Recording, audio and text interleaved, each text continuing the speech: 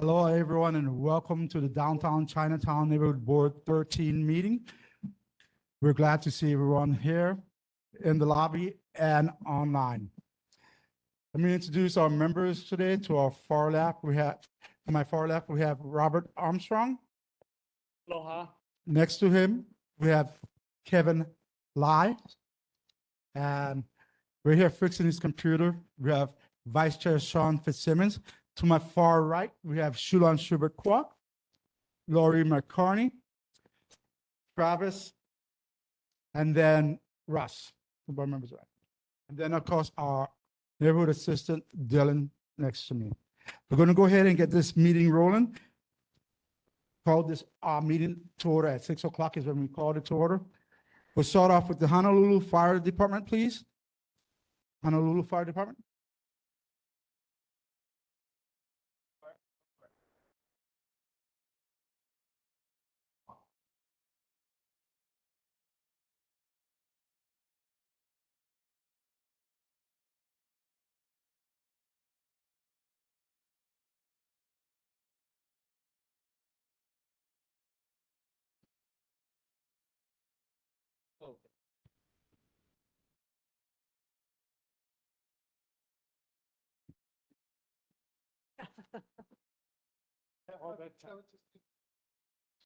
Test. Okay. Perfect. Hello, everyone hear me? Okay. Hello, good evening. My name is Firefighter Jaron Perez. I work over at Central Fire Station, Engine 1, Second Watch. And so for our incident statistics for July 2023, as far as fires go, structure fires, we've had 2. Wildland brush fires, we've had 0. Nuisance fires, which include rubbish fires outside of a structure or vehicle, we've had 5. Cooking fires, we've had 0. Activated alarms, which are no fires, we've had 16. For emergencies, medical emergencies, we've had 114 the past month. Motor vehicle collisions with pedestrians, we've had 0. Motor vehicle crashes and collisions, we've had 8. Mountain rescues, 0. Ocean rescues, 0. And hazardous material incidents, 0 as well. Some fire safety tips and announcements for fire and fall prevention. These tips help ensure the safety of our esteemed elders. Implementing prevention and preparedness practices will promote independence and reduce frequency of injury or death from home fire and falls. Learn more at fire.honolulu.gov, Fire and Life.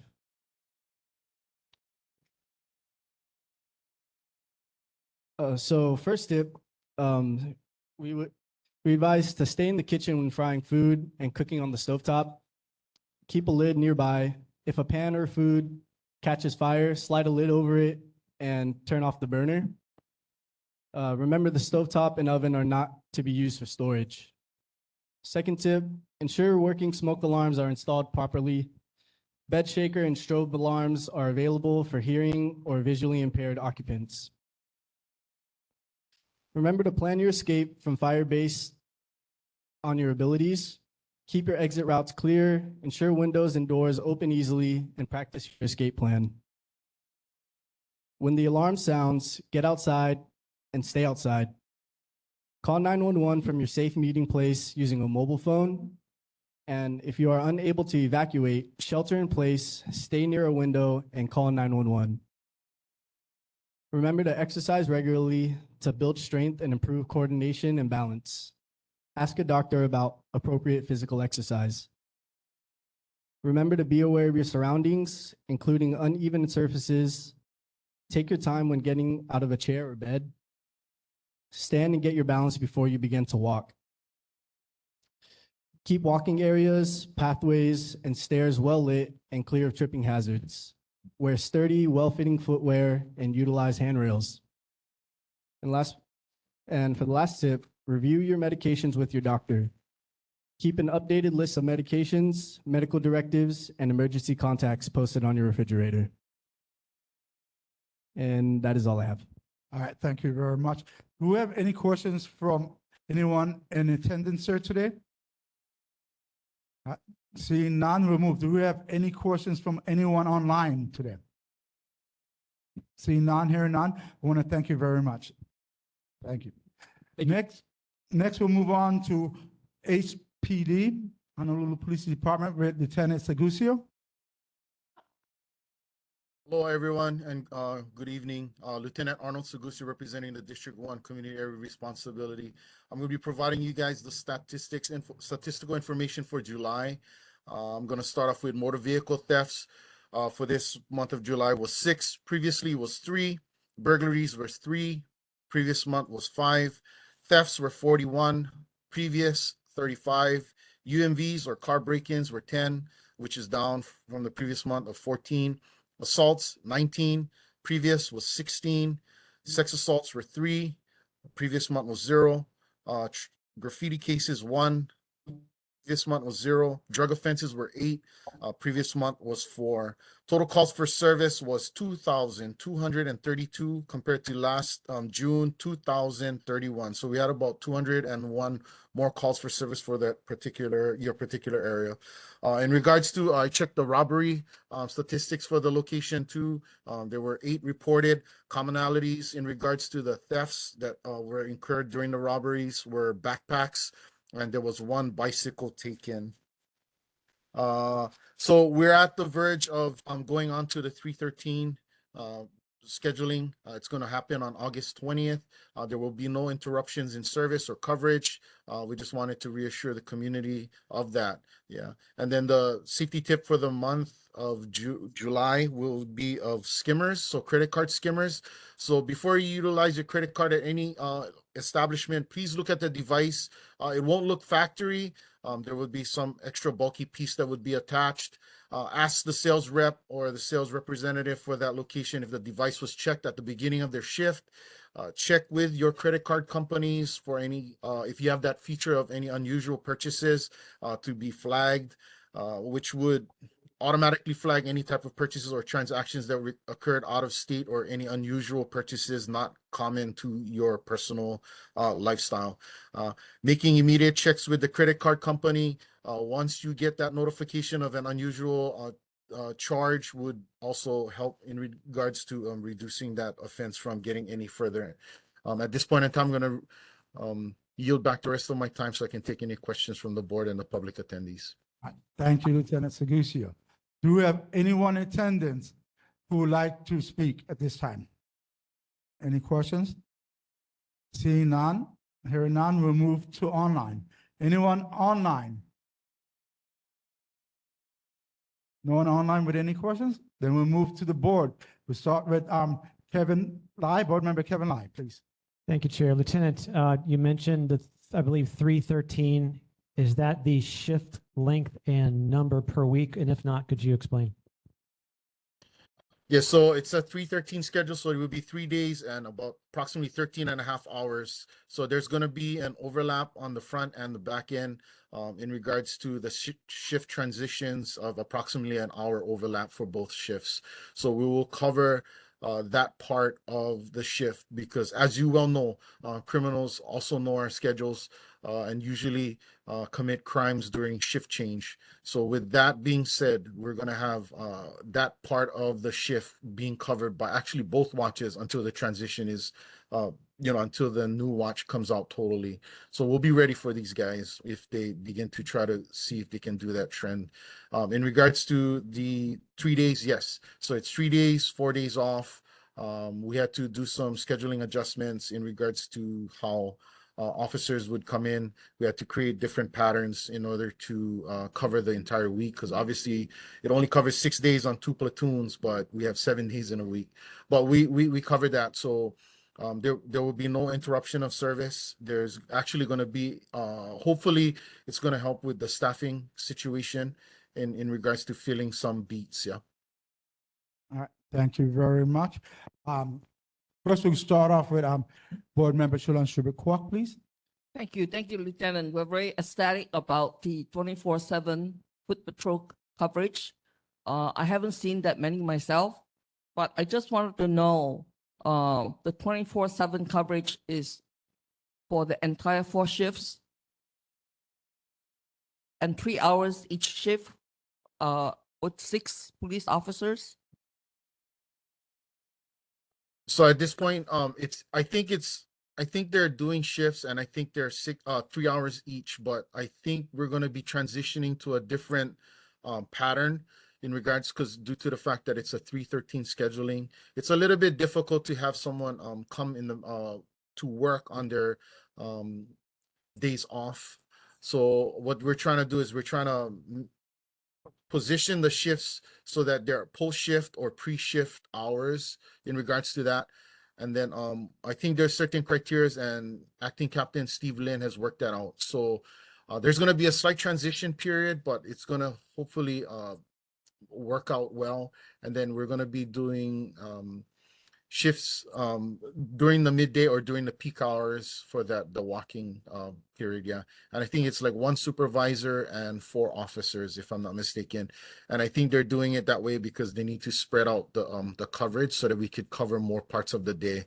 But there'll be multiple shifts during the day. Chair, well, this is, Hold on, Shalon. uh, What we'll do is we'll take 1 question each from each board member, then we'll move on to any second questions, all right? Just to be fair. Go ahead, board member Isokane. Hello, Lieutenant. I've been seeing some of your officers out on the watch, so I appreciate, those efforts. I'm just wondering if you can provide us any context, just in terms of the numbers of officers that are on any given patrol, especially in comparison to what's being staffed for the Chinatown Task Force. It'll just be kind of interesting to understand what the level of efforts are expected, especially for that incremental Chinatown Task Force. Thank you. So in regards to that, we're not going to be discussing, because I was spoken to in regards to that part of the conversation in regards to my command saying that we're not going to be alluding to how many officers are on duty at one particular time in a particular area. It's a public forum. I think we would be showing our hand too much, but it will be increasing the manpower or the staffing for that location. Yeah. So I think we'll have better coverage. You guys going to start seeing a different look. One of the things that we're experimenting on Third Watch is we're utilizing ATVs in our patrols of Chinatown, because we found out that ATVs, we can get into those little nooks and crannies of Chinatown, which a vehicle per se might not be able to get through. Yeah. And if I'm not mistaken too, so Second Watch or Day Watch is also utilizing bike patrols also. So if you see a couple some officers riding around on bikes in tandem, that is something that they're also utilizing to increase the staffing in the area and visibility. All right, thank you. Any other board members before we go back to Shalon's report? Go ahead, Shalon. yeah, I was just afraid of losing my thoughts on this because I would really like HPD District 1 to really give us a report, because this is a 3-month, 90-day program, and that give us a report of stats as far as the foot patrol, what were the critical areas that were covered, and were there arrests, and what kind of arrests, because we are most concerned with the drugs and the sit-lie situation, and also thefts and burglaries. So if you could itemize those for next month's report and kind of clearer as to how many and from where to where, then it gives us a lot more confidence that the program is really making an impact. Thank you. So the location of the patrols is going to be pretty much between River Street and I would all the way to Bishop. Yeah. So from Beretania all the way to King Street. Depending on which locations is actually seeing an uptick in crime, we're going to be reallocating the manpower to that area or the personnel to that area. Yeah. In regards to the statistical information, I'm going to bring that back to Acting Captain Steve Lynn. He has all of the statistical information. I don't think I can just provide that to you without going through him. So I'm going to make a notification towards him and then have you put you on an email with him requesting for that stats. All right, thank you. So we got board member Fitzsimmons. Thank you. Then Hi, I have a question regarding the private security that's been implemented along 4th Street. I'm sure everyone's aware of the golf carts and I guess there's like a four-wheeler that's been, I guess, positioned outside of Ross. Does your statistics incorporate any information that they receive or any actions that they undertake to, I guess, for to police the 4th Street area? No, so we're totally not in conjunction with them. They're private security. They do often call us when they need assistance on moving people along and stuff like that, and or if there's any kind of criminality that they want to report, we do respond, but we don't share the statistics, or they don't share statistics with us in the type of stuff that they do. Okay, so a follow-up question would be like, does your planned patrol, the increased patrol include those areas, or are those areas effectively outsourced to private security?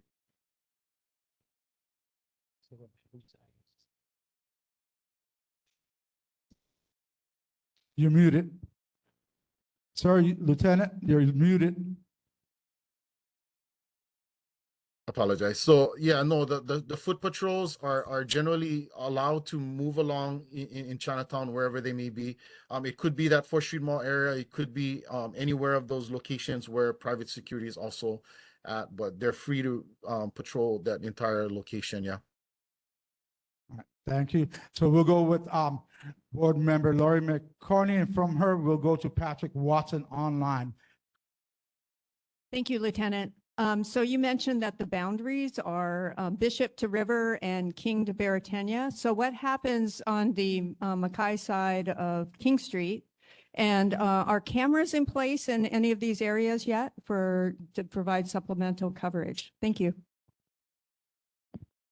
So we had to set the boundaries, because obviously a foot patrol is kind of arduous, especially during the summertime hours. The biggest complaint with the officers right now is it's really extremely hot right now, so they have to find relief sometimes and kind of take shade and get, you know, hydrated and all of that stuff. So outside of those locations, we're going to be utilizing, you know, the regular patrol officers. So that would be the Beat 154 area that's below King Street. It's just more visible. The visible walking of the officers is needed in that particular area, and there was statistical information that was provided to us that related that most of the incidents that we're trying to prevent occur in those areas. Yeah, so we're kind of concentrating our officers to that location. In regards to the cameras, they have installed the surveillance assisting, you know, the TVs that will be assisting us in the surveillance cameras in the substation, as well as further of the cameras being installed. At this point in time, I'm not too sure. I'm gonna have to double check with our command in regards to the but I think that would be a better question for the city, though. All right, thank you. So next, what we'll do is we'll go to our last person in the lobby, Mr. Watson, and then I'll end it. Okay, thank you. All right, mahalo, Chair Carvalho, and aloha, Lieutenant Seguccio. I had one question. I was out in the community today visiting with 215 North King Street, and the management there had asked about a particular individual. His name is Eswi Nathan, and he was arrested last year for damaging their building, the glass. Apparently he throws rocks into all of the different buildings and cracks the windows, and he's supposed to be released soon. And they were trying to contact a parole officer or somebody involved with the case to find out the status of this individual, and they're not having any luck. So I mentioned that I was going to be at the neighborhood board meeting tonight, and so they wanted me to ask the question on their behalf. So is there a good way to track this individual and find out more about, you know, what happens next? So there's a court website where they where they post some people's releases, but I don't know how far that it will go in regards to a particular person. I don't think we can.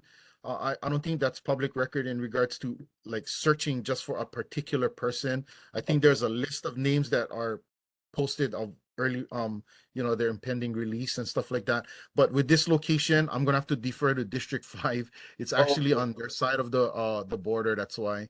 But yeah, because it's right across the street. I know which building that is, because we kind of split that along the river. So District 5 is that their location right there. Okay. Sorry, Pat. Okay, no worries. Thank you very much for the information. Mahalo. You get this picture? All right, so I do have a question. So a resident in our community was driving his wife to work in the early mornings. And this is what he caught, and you can see it online. You got pictures of people that are smoking ice or crack right out in broad daylight. How can we address this problem with HPD? Because this is illegal to begin with, so they should be arrested automatically. And this happens in front of, also in front of our lines at the gateway by Senior SM Park and the Chinatown Gateway. What can we do about that? Show them the pictures. So what can we do about this? We got people, obviously you can see the middle picture. He has the big white smoke coming out, yeah? And you can see the pipe right there. And this Yeah, was we do. sent to me by a concerned member. What can you do about it? If Dylan could send me those photos, I can probably have some of my officers try to ID this person. But just realize this: if you see that activity going on in Chinatown, please call 911. We'll send officers there to address it. The mitigating factor with that is we have to witness it. Yeah, we have to witness it ourselves. It's not easily held up in court when we get photos of these individuals utilizing obvious paraphernalia to us, but it's very hard to prove, yeah, in court. So we have to witness it ourselves. We have to locate the pipe. We have to test whatever the material is within it, test it for drugs and narcotics, and then we can go ahead on with prosecution. But just continue to give us a call if you see any type of illegal activity in the area, and we'll dispatch officers as soon as we can, as soon as we can. All right, I'll go ahead and send the pictures out to you. Thank you very much. Thank you for your time. You have a good day and a blessed week. Thank you. Thank you. All right, you're welcome. All right, next we're going to move on to item 3, unfinished business. And I know I've asked everyone on the board to go over these resolutions, yeah, to check it out. So we're going to start with resolution 2023-006 regarding preliminary social media tenants for the downtown Chinatown Neighborhood Board 13. I believe that both Ross Isakani and board member Kevin Lai co-wrote that. Is there a summation you want to make on it first before we get started? Go ahead. Board member Isakani. Yes, thank you, Chair. Realizing that we have some very esteemed guests coming up, I'm hoping that we can move through some of this unfinished business relatively quickly. With respect to this Facebook group, unfinished business, Facebook group's been up already for quite a long time. It's been operating well. I don't think we need to, my perspective is, we don't need to go through these suggested guidelines, these suggested principles too closely, but they're written. Board member Lai and I wrote up and drafted up a resolution just with some humble suggestions. So what I'd like to do is I would like to make a motion that we pass resolution 2023-06 as written. All right. Do we have any other members that would like to discuss this at this time? If not, here none. Second this. Yeah, I'd like to second that. Okay. We have a second here. Second? Oh, Shulan Shubashwapa, second? Okay. Discussion. Go ahead. Lori McCartney. Thank you, Chair. I think that the Facebook group is operating really well. What I'm not sure of here is that we talk about somebody to be the sole administrator and moderator of the group, and I don't think that's the way that it's happening right now. And so I would not support this resolution because I like the way that it's working now and having different people submit, posts and not have somebody be a gatekeeper for that. I think it's a matter of looking for, some of the qualities or the criteria that we have for the guidelines and what have you. I'm thinking that we can probably self-monitor that and see if we see anything that looks like it's untowards or something we don't want there. Any of us could remove it. Correct. If there's something that a board member has posted, then I would just suggest a discussion. Anyway, I'm liking the way it's working now, so I hate to pass a resolution that would change that. So question, what if we omitted that one paragraph? Go ahead, board member Isakani. I think we can operate it as it's currently running. These are just suggested guidelines, so we don't need to follow every single one. They're not mandates. So let's just keep it running status quo as far as I'm concerned. Okay. Any other discussion? Board member Lai. Thank you, Chair. This was a marked bit of debate when Member Isakani and I were drafting this resolution, and we did not always agree on this, but we did want to submit this for review and deliberation by the body. And I appreciate Member McCartney having read it in detail to pick up on the fact that, yes, this does basically identify a draconian administrator who's the master of all things and will be monitoring and controlling almost everything that's there. How to resolve that is, probably what the discussion needs to be. If that's something that can't be done tonight, or if we think that the phrasing here that's the preliminary protocols of operation and moderation for the Facebook group are going to be pretty flexible, then I think we should probably identify that so that we don't get ourselves in a pinch trying to operate things. And then if somebody doesn't like where it's going, there's no recourse to say, well, we as a board agreed to do X, Y, and Z, but if we're going to do G, H, and I, and maybe sometimes K, that's going to be confusing down the road. So if the board has not collectively read and understand what's here, I suggest that we defer this until a discussion in the next month. I'll yield. So are you making an amendment? Nope, I'm just providing discussion commentary. Okay, any other discussions? Any other discussions? Go ahead, Shulon Silvercroft. I just tested it, but it is open to public to write in, and that should be. So I would support allowing public and any person, even board members, to post. And the chair can delete if it is something offensive, You should be able to delete offensive stuff. Okay, so the way I've set it up is I've asked every board member to be an administrator if they wanted to. They have accepted or not. Any administrator can take care of that. If there's something offensive, any administrator can do it. I've been watching it go along, and you have people from the public, board members and all that responding on it and putting out their stories. It's been running smoothly. We've had no complaints on it. So, do we have any other further discussions on this? Go ahead, Board Member Lyon. Thank you. Second time speaker. I appreciate your comments, Chair. I just, as board members, it's our job to think what could go wrong, not say things are happy-go-lucky today. So if we adopt this, just know that the rules are there and it does define ways to arbitrate things that are of concern. And I believe it also notes that the administrator can be replaced by a vote at one of these meetings. So as long as we as a board agree to follow by the rules that we're about to adopt, so be it, but that is what could come up in the future.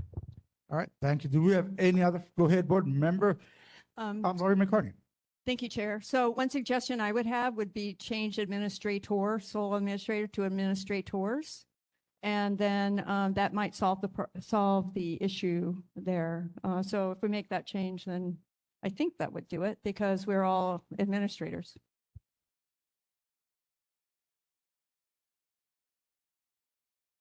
All right, any more discussions?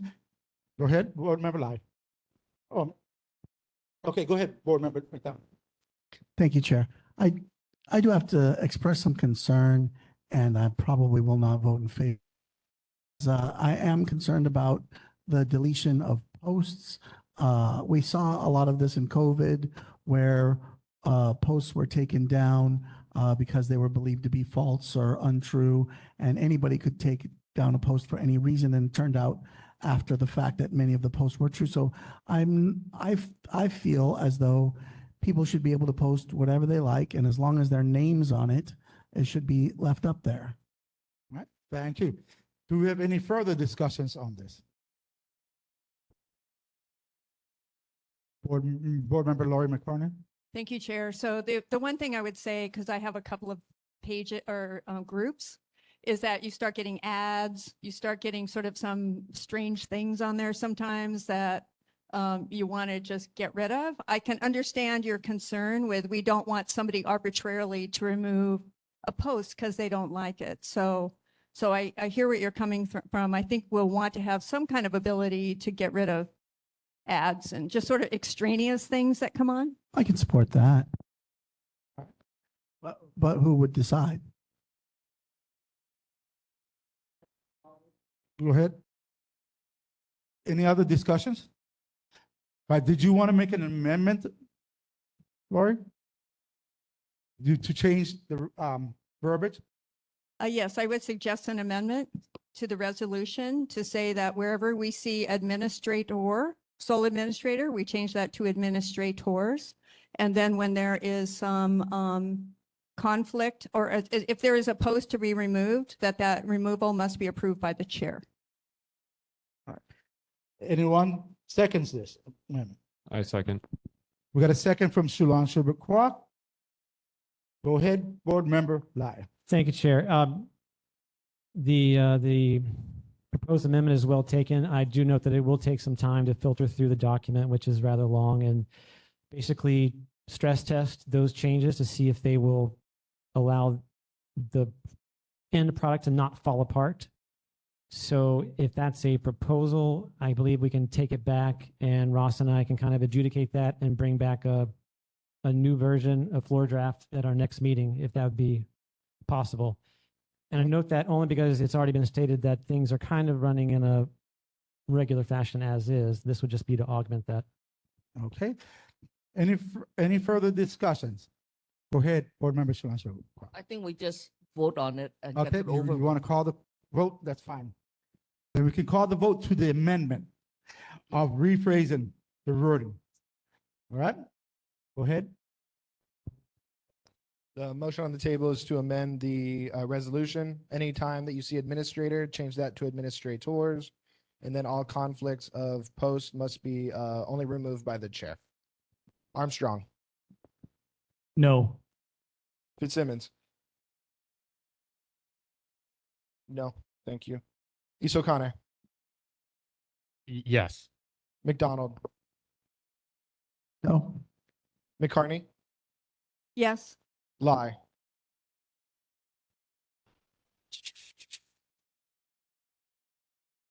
Yes. Schubert Clark, Yes. Thompson, Yes. Carvalho. Yes. 1, 2, 3, 4, 5, 6. Motion passes with 6 in favor, 2 nay, 0 abstentions. So now we're back to the main motion. All right, so since we have to amend this, we.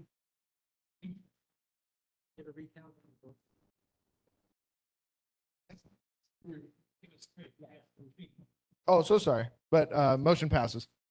All right. So the question now is, do we have to vote on this because we're going to go ahead and defer to next month till it's rewritten? Is that not correct? That's the recommendation of the makers of the resolution. Of the resolution. Go ahead. Board member Shall I withdraw my initial motion? Is that the best way to do this? Yes. Then that is what I will do. Okay. This is withdrawn and we'll go. Second. Yep, and we'll go ahead and move on. Next, we go to approval of regular meeting minutes, Thursday, May 4th, 2023. Go ahead, Board Member Lai. Thank you, Chair. The last few months, we've been limited by time. However, the preliminary draft meeting minutes have been amended and presented within the Google Drive for review by the public and by the members of the board. I'll be bringing them up sequentially if there are any questions about such, but we will note that the items from May the 4th were amended and appended by additional comments that were requested from the members of the board, and those are reflected in the document that is available for review. And then subsequently, the items from June 1st and July 6th have also been presented, and we can, I guess, address them in series if you'd prefer, Chair. All right. Discussions. Do we have any discussions on the approval for minutes of Thursday, May 4th, 2023? Motion to approve, Chair. Motion to approve. Motion as amended. Seconded. Go ahead. Now, any discussions? Any discussions? Any objections? Hearing none, seeing none, it passes. Next, Thursday, June 1st, 2023. Member Lai. Chair, I'll move that we move to approve the revised preliminary draft meeting minutes as circulated and amended by me. Second. Second, Shulan Schubert Kwok. Any discussions? Any objections? Hearing none, seeing none, it is approved. Next, we have Thursday, July 6, 2023. Go ahead. Board Member Lai. Thank you, Chair. I will note that these amended preliminary draft records for the written summary for the video record, as they've now been retitled, does reflect changes that were solicited by comments from the members of the community. We made some amendments that would reflect some of the comments made for the various reports. And I think that they are duly represented and they are available for online review. Thank you. Go ahead, Board Member McCartney. Chair, I move to approve. Second. Go ahead, Shalon Shubakwa. I Yeah. think, I think what we should do is that because this already, okay, Go ahead. seconded. Okay, yeah, I got you down a second. Do we have any discussions? Board Member Shalon Shubakwa. I think, because they've been archived already, so we couldn't change that, but we should put the changes in our drive so that the public can access those corrections that did make it into the archives. Secretary Lai. Thank you, Chair. Appreciate the comment from Member Schubert-Kwok. I will note that once these are posted by Neighborhood Commission, the public can see the original preliminary draft record, and then there's a separate line item now for minutes as approved. So there is that direct A/B comparison that's available. All right. Any other discussions? All right. Yeah. Any objections? Hearing none, seeing none, it's been approved. So that takes care of that. So now we're on item C, amendments to adopt regular meeting minutes, December 2021 through 2023. Board Member Secretary Lai. Thank you, Chair. And this will address a concern just expressed by Member Schubert-Kwok. The board will recall that over the past year and a half, we have had the opportunity to approve amendments to meeting minutes. However, what we have not been able to do is publish these meeting minutes so that the public can see the changes in what was approved. What's been undertaken over a long period of time is to take the original draft meeting minutes that were circulated, and to each of those meeting minutes was appended a list of the specific changes that this body approved within each of those sets of meeting minutes. You recall that this was before the transition to the date and time stamping of the video record. So this is more the old school traditional minutes. So we do see a very easy to understand look on this page, look in this section, here's what it was, here's what it now should be. This is important. Why? Because if anyone ever wanted to search the records of our meetings, they will now be able to find certain keywords and phrases that were used that have just been lost to date. These are documents that are all in PDF format. They've been OCR'd. The text is fully searchable. So there is one of these documents, as we can see, that I'm trying to share on screen, that represents these changes. The procedure is this. These amendments have already been adopted by our board. What we need to do is adopt a motion to amend something previously adopted with a regular majority on that motion. Then we can adopt the changed versions of these documents, which will then be prepared or provided to NCO for posting on the online archive. Thank you, Chair. All right, you making the motion? I will move that we amend motions previously adopted reflecting adoption of meeting minutes from December 2021 through March 2023. I'll second that. Okay, we have a first and a second by Shalon. Any discussions? I need to ask Mr. Jim, Schubert, yeah. our neighbor board assistant, whether such a scenario is possible once it's been archived to be able to add amendment and say refer to. If it's possible, I have no objection. But if it's not possible, we already have that in the first motion.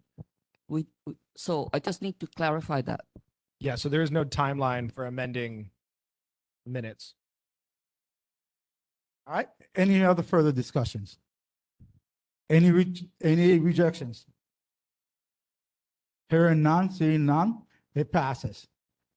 Go ahead, Ms. Board Member Secretary Lai. Thank you, Chair. I would now like to move that the board adopt the amended approved meeting minutes from December 2021 through March 2023. All right, do we have a second? Second, Shulon Schubert Qua. Any discussions? Any rejections?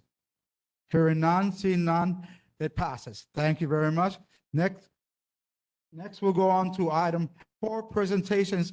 First up is the Board of Water Supply proposed 5-year rate increase.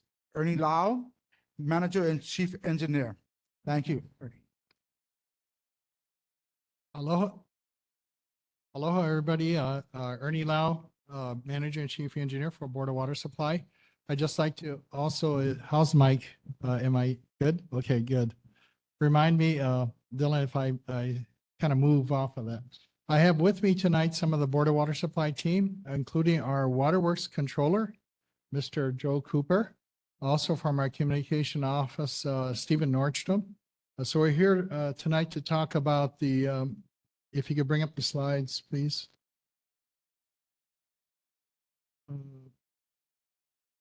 Maybe at the beginning, Dylan, thank you.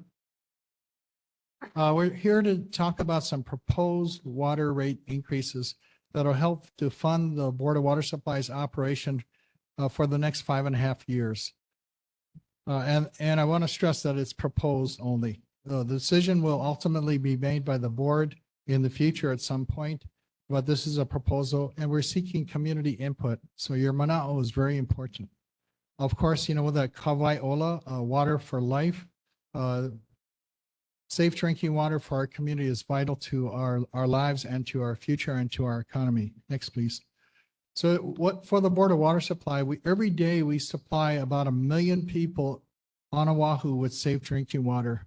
This is separate from the Navy's water system serving Joint Base Pearl Harbor Hickam, but it's pretty much the rest of the island except for small pockets like Laie in the Laie area. It takes a lot of infrastructure to do this, a massive amount, almost 200 wells around the island, tunnel sources up in the mountains, shafts like Halawa Shaft, which is unfortunately turned off right now to supply water to our community. 172 water tanks totaling. These are tanks that are concrete tanks, usually with a roof on it. They're enclosed. They store water for peak needs in from our customers and also for fire protection. 2,100 miles of pipeline to bring that water to our 170,000 customer accounts, our metered customer accounts in the system. Next, please. I just want to stress the Board of Water Supply, created back in 1929, it was designed to be financially self-sufficient. Basically, folks paying their water bills would pay for the operation and maintenance of the entire water system and also the capital program to improve the infrastructure and to renew it. We get no money from the property tax revenue. We have to basically depend on people paying bills, their water bills. The rates proposal that we are talking about tonight, sharing with you, only apply to the water portion of the bill. On most of our customers, I think it's over 80% of our customers have a combined water and sewer bill on the same bill that says from the Honolulu Board of Water Supply on the outside of the envelope. These proposals only apply to the water portion. And typically for most of our residential customers, including myself, the water portion of the bill is much smaller than the sewer portion of the bill by some orders of magnitude. Like I mentioned earlier, the approval for the final rates that get adopted to help finance and the operation and the infrastructure improvements necessary will be made by the Water Board at some point in the future. Next, please. So what did we do with the past rate increases that was adopted around 2018 and ran for about 5 years and continues today until we adopt new rates going on into the future? Basically, a lot of it went into our capital improvement program. About 500 projects around the island in design and construction phases. About $770 million worth of work is ongoing right now. Thanks, Dylan.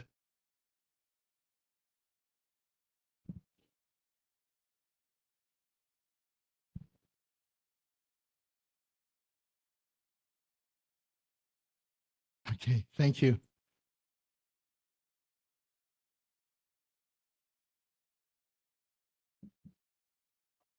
Next, please. And like everybody experienced, we as a water utility experienced COVID-19. And it was very important. I have about 550 employees at the Board of Water Supply. Yeah, I made it very clear that it's very important that we all continue to perform our duty to provide safe drinking water to our community, especially during the pandemic. Some of the impacts of the pandemic, thank you, Dylan, inflation, and that's affected us. When we adopted the rates back in 2018, that's kind of projected or shown by the yellow line on this graph. The green line is the actual inflation over time. So what we saw was basically over 8% decline in our purchasing power because our rates, we didn't project that there would be a pandemic and that inflation would sort of kind of go out of control for a while. Next, please. And we also didn't project during the time when we adopted the water rates back in 2018 that power costs would also go high, driven by the cost of fuel. So this is what we experience. The purple line represents our usage, our in kilowatt hours. And you can see that we've actually worked over time to reduce our usage, total kilowatt hours that we use to produce the water we need for our community. And that was through, we did a project, energy efficiency project called our Energy Savings Performance Contracting Project that we looked at efficiency first and also installation of renewable energy at our facilities. PV panels on top of our water tanks over our parking lots. So even though our usage was going down, the green line represents the energy cost factor from the electric utilities bills. And you can see it rose from during this period of time from 2020 to 2023, went from about 10 cents per kilowatt hour to over 30 cents per kilowatt hour, a significant increase. And the net effect on our budget last year, what we do is fiscal year, we go by fiscal years, which starts on July 1st and ends on June 30th. We saw that our budget was a cost for that year was about $33 million just for electricity. About $5.5 million over our budget, what we had for electricity, about a 20% overage. Next, please. So also we're still continuing to deal with the Red Hill situation, which I spoke about last time I was here. Installing monitor wells and exploratory wells, we still have 3 wells shut down, an impact of around 17 million gallons a day of source or well capacity that normally would have been available to our customers, to our system. And we really don't know what the final bill will be and what we finally have to do to deal with the Red Hill situation. Next, please. And then more recently, the issue of PFAS, for what they call forever chemicals, per and polyfluoroalkyl substances, developed man-made chemicals developed back in the 1940s that did wondrous things like made clothing water resistant, made carpeting stain resistant, made pans non-stick. And those things, what it turns out that they are not good for our health.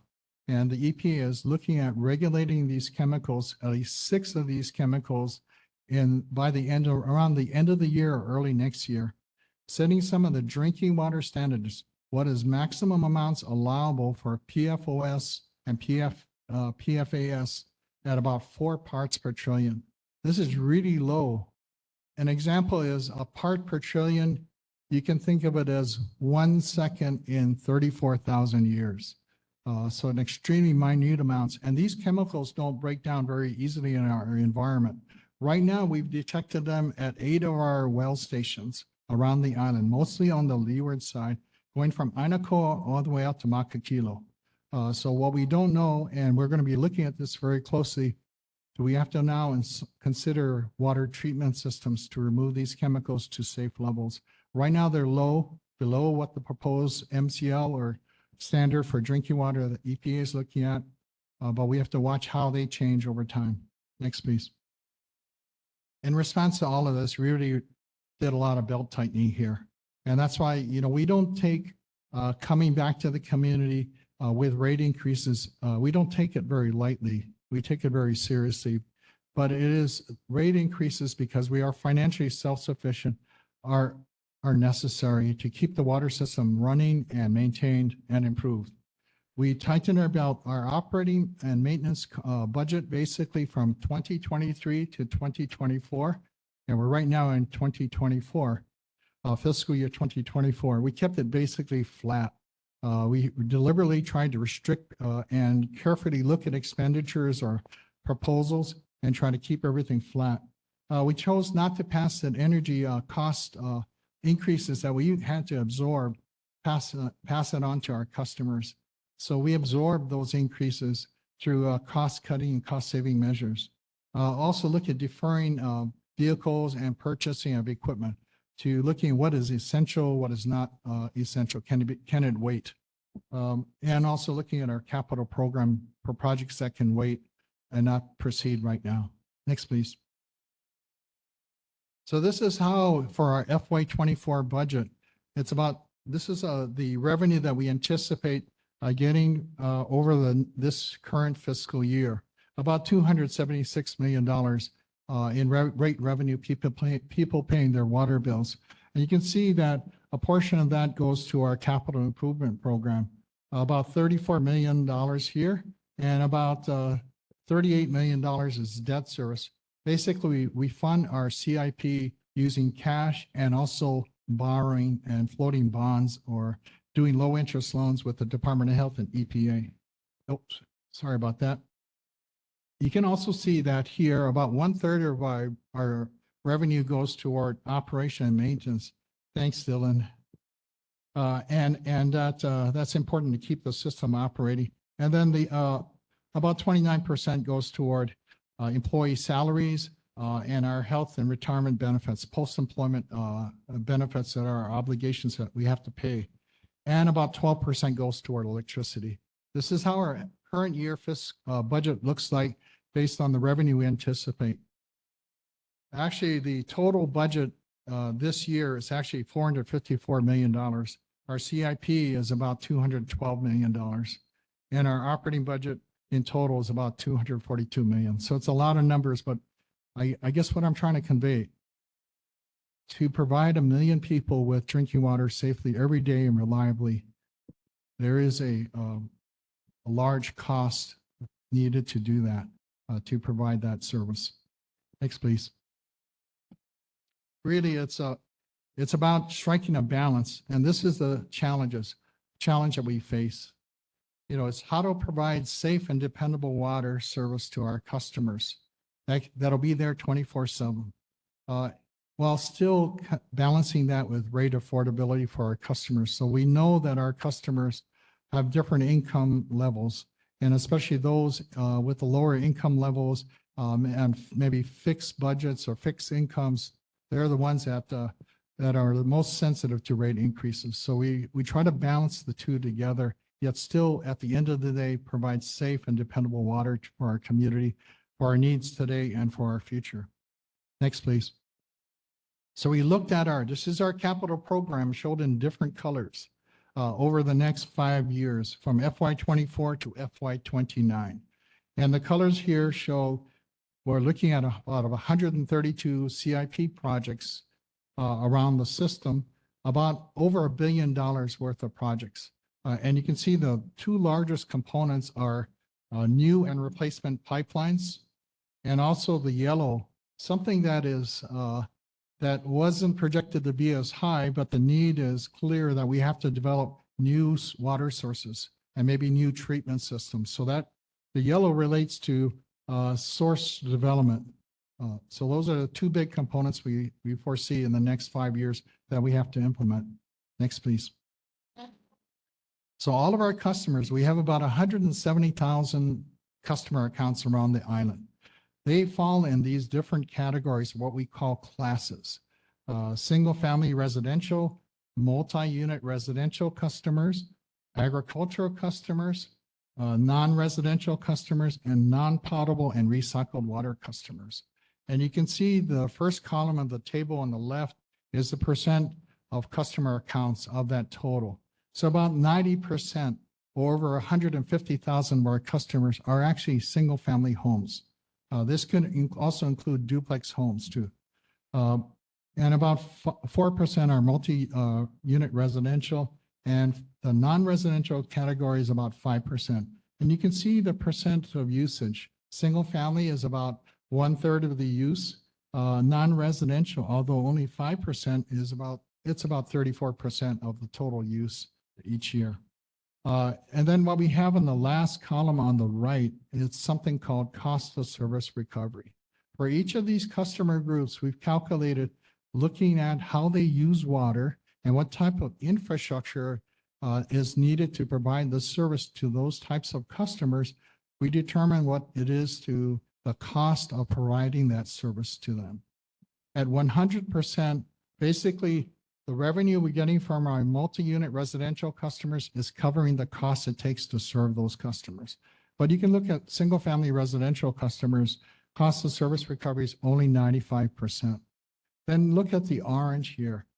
There are a small group of customers that use about 1/3 of the water each day, but what they pay generates about 117% of the cost of service. So they're generating more revenue than it takes to actually provide them the service. And what that additional revenue that is coming out of that customer class is used to help subsidize our single-family customers and also our agriculture and non-potable recycled customers. Next, please. So we're looking at this is the proposed rates over the next 5.5 years. And these are increases that would take effect on these dates. The first one, we're looking at a 10% increase on January 1st, 2024. And on July 1st, 2024, another 10% increase. Thereafter, a 9% increase on July 1, 2025, dropping down to 8.5% increase on July 1st, 2026, and then 8% each subsequent years, all the way out to July 1st, 2028. Next, please. I failed to mention that some of our customers have tiered water rates. That's our single-family customers and our multi-unit residential customers, and also our agricultural customers. And basically, these rates are designed to encourage conservation. So as you start on the left of this graphic here, 0 gallons, and depending on how much water you use in the month, your increment of use would be billed at these rates per 1,000 gallons. So the first 2,000 gallons would be billed at $4.46 for a single family per 1,000 gallons for a single family customer. Remember, there are 90% of our customers, or over 150,000 of our customers, are single family residences. Next, please. So that first tier, what we designed that first tier, and we did this many years ago, recognizing that most likely, and this is about 10% of our customers, that they're going to be mostly small households. They may be on limited incomes and only use a limited amount of water, maybe up to 2,000 gallons a month. So what we did here, and this is what we afford to all of our residential customers and our agricultural customers, that first 2,000 is going to be priced at below the cost of service. So cheaper than what it takes to provide that water to them, that first 2,000 gallons. So all residential customers get this rate, single family and multi-unit residential. Next, please. And this just simply shows the current tiers structure, the 4 tiers for the single family residential customers in blue per 1,000 gallons. So as you go to the right, you can see that it increases from $4.46 in the first tier up to $9.25. The proposal that would be in effect at the end of the 5.5 years would be that these tiers would rise as shown in the orange here. And what's shown here is, and if you connect the tops of the blue columns, it's a kind of a gradual rise. What's shown here is actually a steeper rise if you're going to connect the tops of the orange columns here. And the reason for that is to really try to drive home the need for conservation. That customers that are using over 30,000 gallons a month. And those customers are maybe 3% of our total single-family residential customers. They're using the equivalent of three average households worth of water each month on their single-family residence lot. So what we're trying to do here is send a signal to the high water users to really try to look at conservation and reduce your usage. If you can move back toward the left here to the lower tiers so that your usage doesn't get into those tier 4, then you would be paying a cheaper bill. The other thing that this thing is structured, you can look at tier 1 from 446 right now, in 5.5 years, July 1st, 2028, it would become $5.17 per 1,000 gallons. So we kind of recognize those that are probably struggling the most and trying to provide a really lower water rate for them. But that's afforded to all of our residential customers. So an incentive to save water and a disincentive to continue to use large amounts of water. Next, please. So this is how it's structured for each of the tiers over that period, 2024 to 2028, going from essential needs, ESSN, all the way to tier 4. Next, please. When you get your bill, the front page will show, for most of our customers, you'll have Board of Water Supply and E&D, two different city departments, but it comes in a BWS envelope to our customers. And we do that as a service to the Environmental Services Department to achieve efficiency. The rate increases or the rate proposals here only apply to the Board of Water Supply. And for the Board of Water Supply rates, there are two components for all of our customers. There's a quantity cost per 1,000 gallons. It's the price per 1,000 gallons, depending on how much water you use. And there is the customer charge, which is a fixed charge each month. The smaller meter, which is most of our residential, single-family residential customers have, 5/8 inch or 3/4 inch meter, it's the cheapest. But the larger the meter, up to maybe an 8 or 12 inch meter, they would pay more per month on the fixed charge for the fixed customer charge. Next, please. This is just an example of how to calculate the bill. You would take your usage. In this case, this customer was using about 8,510 gallons. We'd round down to the nearest 1,000 gallons. So we use 8,000 gallons to determine the bill. So the first 2,000 of that 8 would be calculated as on the essential needs tier, and that would be a total cost of $8.92 for that first 2,000 gallons.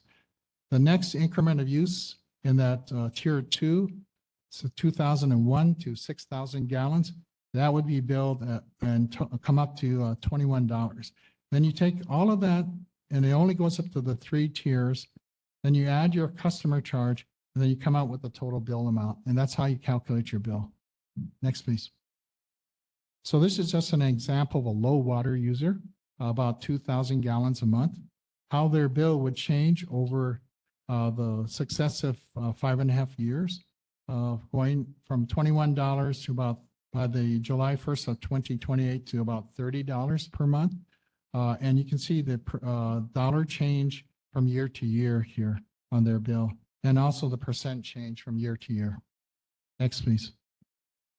Now, this is our average water customer. Average single-family home uses about 9,000 gallons a month. That's about 60% of the single-family residential customers. You can see here their bill go from $65 to $97 per month. The changes range from about $5.56 up to about $7.10 more per month. And you can see the percent changes. Next, please. Now, this is the high water user. Only about the top 3% of our single-family customers. They use, in this case, in this example, 35,000 gallons a month. This is a single-family home. Over 3 times what an average single-family home uses. Their bill, again here, because we're trying to encourage conservation by charging at a higher rate when they get into that 4th tier, you can see how their bill would go from $256 to $413 per month. Next, please. Multi-unit residential, this is how the tiers would be set up. In purple is the current rates and and then how much it would change over time and the cost per 1,000 gallons for each of the successive tiers. Next, please. This is an example. You have to, for the multi-unit residential, you have to look at the number of dwelling units in the building or in the complex. You also have to account for the meter size. So these are examples of like that first row there is 272 dwelling units, a 3-inch water meter. Their current bill is about $8,600. Would go up to about $14,593. And this could be for a small apartment building or so. Next, please. Now there's a difference here in the non-residential customers. They pay basically a flat rate per 1,000 gallons. But also remember that they are paying more than it costs to provide the service to them.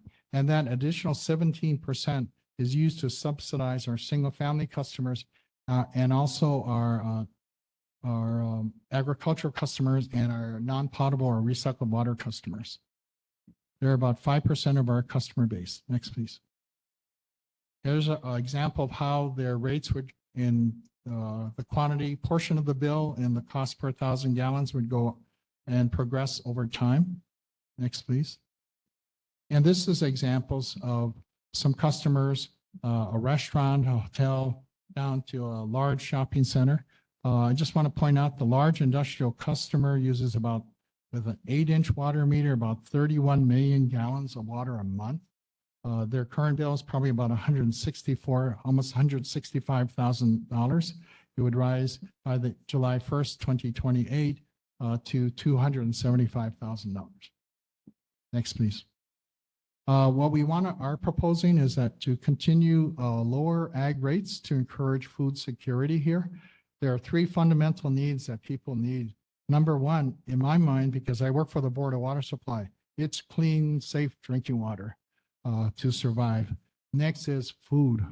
And third is housing, shelter. This is something that the Board of Water Supply has had for decades, a discounted quantity rate for agricultural customers to make it easier for people to get into farming. We also have a discounted rate for recycled water. Use of recycled water or treated wastewater for non-potable uses such as irrigation of parks, landscaping, golf courses. That helps save our potable water resources for higher, more important uses. Next, please. We're also considering something else in the area of food security to actually waive the installation fee and water system facilities charge for folks that want to get into farming for the first time with a small water meter, 3/4 inch or a 1-inch meter, to waive that charge because a few years ago, the state of Hawaii provided $1 million to help us drill a well in Kunia.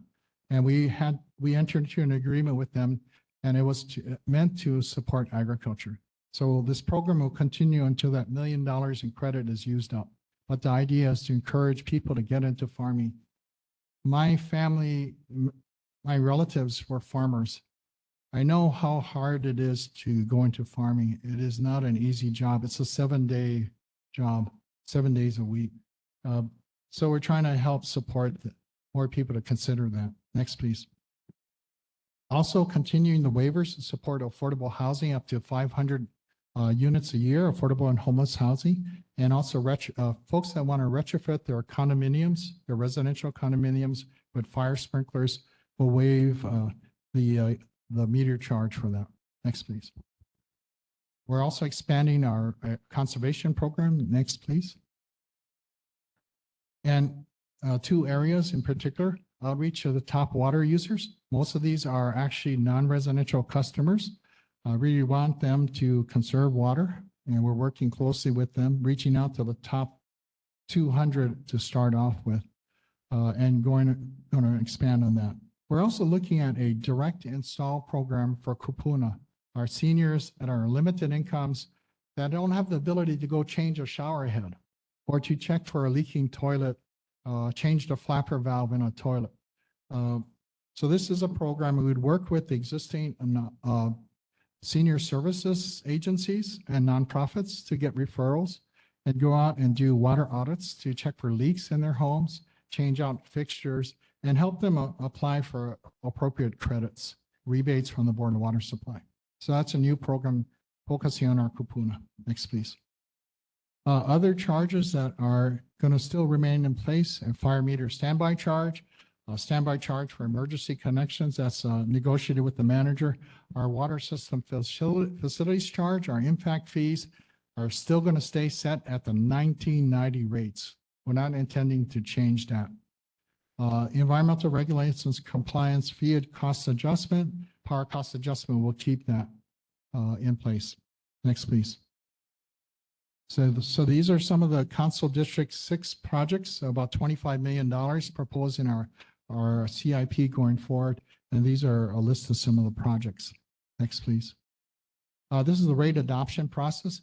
We're at the arrow we're seeking public input. I was at the Manoa Neighborhood Board just last night, and we have more neighborhood board meetings coming up. If any of you would like to have us present at your association or the organization maybe you're affiliated with, please let us know. Let Stephen know, and then we'll be glad to go out and talk about this. So right now we're in this July to September seeking public input on our proposal. And we may go to the board in the October timeframe, share what we've heard and what we've seen from our customers, and then let the board decide if they want to adopt the rates as proposed or adjusted. But I again want to stress, I know increasing water rates is not you don't want increases in bills in general. It's not something that anybody really welcomes here. But I also know that we have to keep this water system operating and functioning. We have to continue to provide safe water to our community. So we have to continue to invest in the infrastructure, in the resources. So next, please. We are holding informational meetings around the community in 3 locations, August 14, 15, and 16. And please come out. It'll be from 6 to 8:30 p.m. At these locations on the windward side, in Honolulu, and also in Kapolei. And we're also thinking about adding more meetings as necessary. Next, please. Please provide comments if you can't come to a meeting.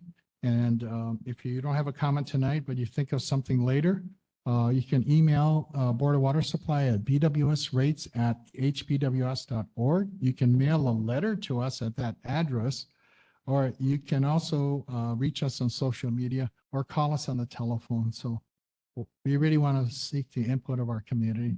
And whatever means you want to communicate by, even if you want to come in person, we'll listen to what you have to say. Thank you.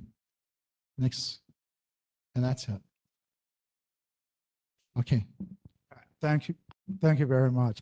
All right, after hearing all of that, I hope you folks were able to intake that. But anyways, is there anyone in the public in attendance that have any questions for Ernie Lau?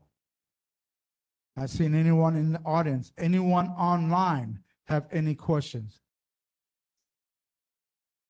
Not seeing anyone online. We'll go to our board members. We'll start with Mr. Armstrong that way. Then next, Shulon and Travis, I believe it. Go ahead, board member. Thank you, Mr. Lau. That was a very comprehensive presentation, and it's never fun to be the bearer of interest rate or increased rates. Just very quickly, to give the public a general idea, and I know these are averages and it won't be true for everybody, but the average toilet flushes about 1.5, 2 gallons. It depends on how old your toilet is. Okay. The really old toilets could be about 5 gallons Oh my, flush. okay. Now the high efficiency toilets go down to about 1.28 gallons per flush, significantly less. Right. And we have rebates for that now. And the average shower takes up how many gallons? And I'll get to the point of why I'm asking this in a question. Okay, so I'm going to stop. I'm going to stop right now. So board members, we're going to allow you guys one question. So ask it at one time. You've got 1 minute to ask the questions. No second questions until everyone has completed. Then we'll go to second questions, please. I So appreciate just get that. straight to the point. 1 minute. Remember, as we discussed last minute, 1 minute to ask a question. Anything over that, I'm going to move on to the next person. Thank you. But I'm trying Yo, to go ahead. give the public a chance to understand their bill. So I That understand. wasn't included, because if the average person spends 3,000 gallons a month, if you got to turn off my mic, I just can't believe this board. I just can't believe this board. So I didn't turn off your mic. All right. Okay, that's number one. We have agreed. If the average person spends Listen, about 3,000 1 minute. gallons on their bill, so it's helpful to know how long a shower or a toilet flushes so that they can moderate accordingly. But the real question, so you can answer that if you want, but the real question I want to ask is lead pipes and what is the situation in Honolulu? Thanks, Mr. Chair, for your kindness. We all agreed, 1 minute. We all agreed last month to 1 minute. So be direct, ask your questions. You agreed to it. I didn't. No, the board voted on it. Chair, can I, okay, thank you. Thank you, Member Armstrong. I'm glad to answer the question. So the shower can use maybe 2 gallons a minute. And what we have, and I've done this myself, is we have a little timer that, hourglass timer that I put in the shower, and it's 5 minutes. So I can't flip it over, I get another 5 minutes. So my target is trying to be getting the shower by limiting the time you're in the shower, but always remember to take showers safely so you don't trip and fall in the shower. But you can reduce your usage by reducing the time in the shower. And also when you're turning on the water to waiting to get it hot, and I learned this from one of our customers, get a bucket to capture that water as the water is heating up, because it's right now going down the drain into the sewer. And you can use that bucket to water your plants or for a toilet flush. So that's what I do right now. I got buckets in all my bathrooms. The other issue of lead pipe, and we'll get you a link to our website. We have an application, I don't know if it's online yet, where there's something that the EPA has as the Lead Copper Rule Amendments, LCA. And part of that requirement was to inventory all your services, all the laterals, and there are different components of the laterals before the meter and after the meter into the home to determine if there is lead pipe. And the idea, because of Flint, Michigan, try to get that out of the system. And I believe our findings right now, after looking at about 175,000 of these, that we can't find any right now. But we have the information, the app on our website where you enter your address and you can see what we found for your location. Thank you. All right, thank you. Before we move on to the next board members, I am going to reiterate. Last month, we came to a vote, and the vote was in favor. You have 1 minute to ask your question. If you go over that 1 minute, I will cut you off and move on to the next board member. All right, so who's next? Thank you. Shulon. I call Shulon, then Thank you, Travis. Chair. Thank you, Mr. Lau.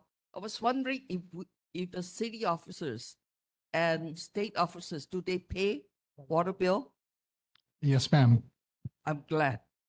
And then question on the master homes that are obtained under single family. Excuse me, permit. Shulon, one quick second.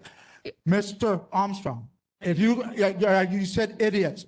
We can hear you here. If you disturb this meeting one more time, I'm going to ask you to leave. Thank you. Go ahead, Shulon Shibakwak. Yeah, because the rate on the tier, so you have a single family tier, and then when you have a monster house with like 40 bedrooms, 30 bedrooms under single family residential permit, of course they're going to use a lot of water. Does it trigger them to a higher rate, or do you change their status to apartment or hotel zone rate? If they're in a single family home area, and I'll have to verify this, Shulan, because if you notice our water rates, the 5 different categories, we don't have a rate that says monster homes there just for the monster homes. But we do in our single family rates. We made the tier increases much steeper. So those people that are using and they're fall in the category of 30,000 plus, their bill is going to be in the hundreds of dollars more. But that's a very good question. If they're in a single-family area, unless they're classified as a multi-unit residential, they're probably being built at a single-family rate. Thank you. And I just want to say, I want to recognize the City Department of Parks and Recreation. We reached out to the City Parks Department to conserve water, especially after the Red Hill situation. We have to turn off 3 wells, one big well supplying Honolulu, and they responded. And I think they reduced their water usage by over 15%. So we would just want to applaud the City Department of Parks and Recreation. Thank you. All right, thank you. Next, I believe I had recognized Board Member Travis Thompson. Then from Board Member Travis Thompson, we'll go down to Kevin Lai, then followed by Fitzsimmons. Thank you, Chair. Thank you, Mr. Lau, for your time and your presentation. I think we all know kind of the importance of clean water with Flint and Mississippi and things like that, and what happens when you don't invest in this sort of infrastructure. My question is, I think it was 14 or 15% of your budget is going towards debt servicing. You know, if this is just to keep up, is there a way to restructure these rates to where you actually are not spending 14% of your budget on rate? I mean, I know you need flexible money month to month, but 14% seems like kind of a large amount. So, can you issue bonds or do some other sort of kind of restructuring so you're not paying quite so much every month in? This is interest? that's a very good question. So financially trying to structure our program to try to reduce our costs. But I'm going to ask our Waterworks controller, Mr. Joel Cooper, to come up and respond to that. And then you can ask any questions after that. Thank you. Thank you. Thank you. My favorite topic. I don't get to talk at all these times. Yes, we issue bonds and we get loans, most actually exclusively to pay for our infrastructure. So our day-to-day operating and maintenance costs have to come from our actual rates. We do issue municipal bonds. We like to brag that we have a AAA rating, which is the highest rating in the state of Hawaii of any, and that helps us get rates at lower rates. We do try to structure the maturity of our bonds to structure the payment structure and to get the lowest rates for all the customers. We also work closely with the State Department of Health, which issues SRF loans, which are state revolving loans. Last year, we got $20 million in SRF loans, and they have a unique program with the SRF program. It's called, the informal name is free money.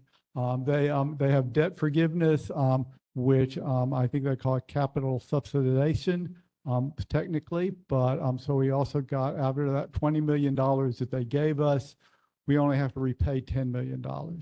And we are working with them to structure our loans to maybe lengthen the payment schedule to again help our cash flow. And finally, we're also participating in a new EPA program called WIFIA, which is also giving us a low interest loan for about $75 million. Hopefully, we're still in the application process to do that. So we do work hard to attain the lowest possible rating. Thank you. Thank you very much. Next, we go to Board Member Secretary Lai.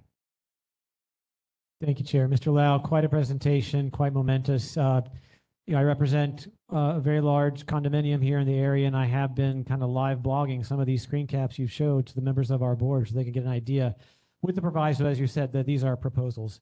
What would be a deadline that you think decisions will be made? It may have been cited on one of your previous slides. I just wanted to document that. Secondly, our building is almost an order of magnitude size larger of your dwelling units table that you had shown earlier, multi-unit residential sample water bills. Do you anticipate sort of a linear type of change of scale for the rates over time? Because I see that your table measured it as far as dwelling units versus meter size with a third category of monthly usage estimates. And then last question would be, what is the fire meter standby charge? Thank you.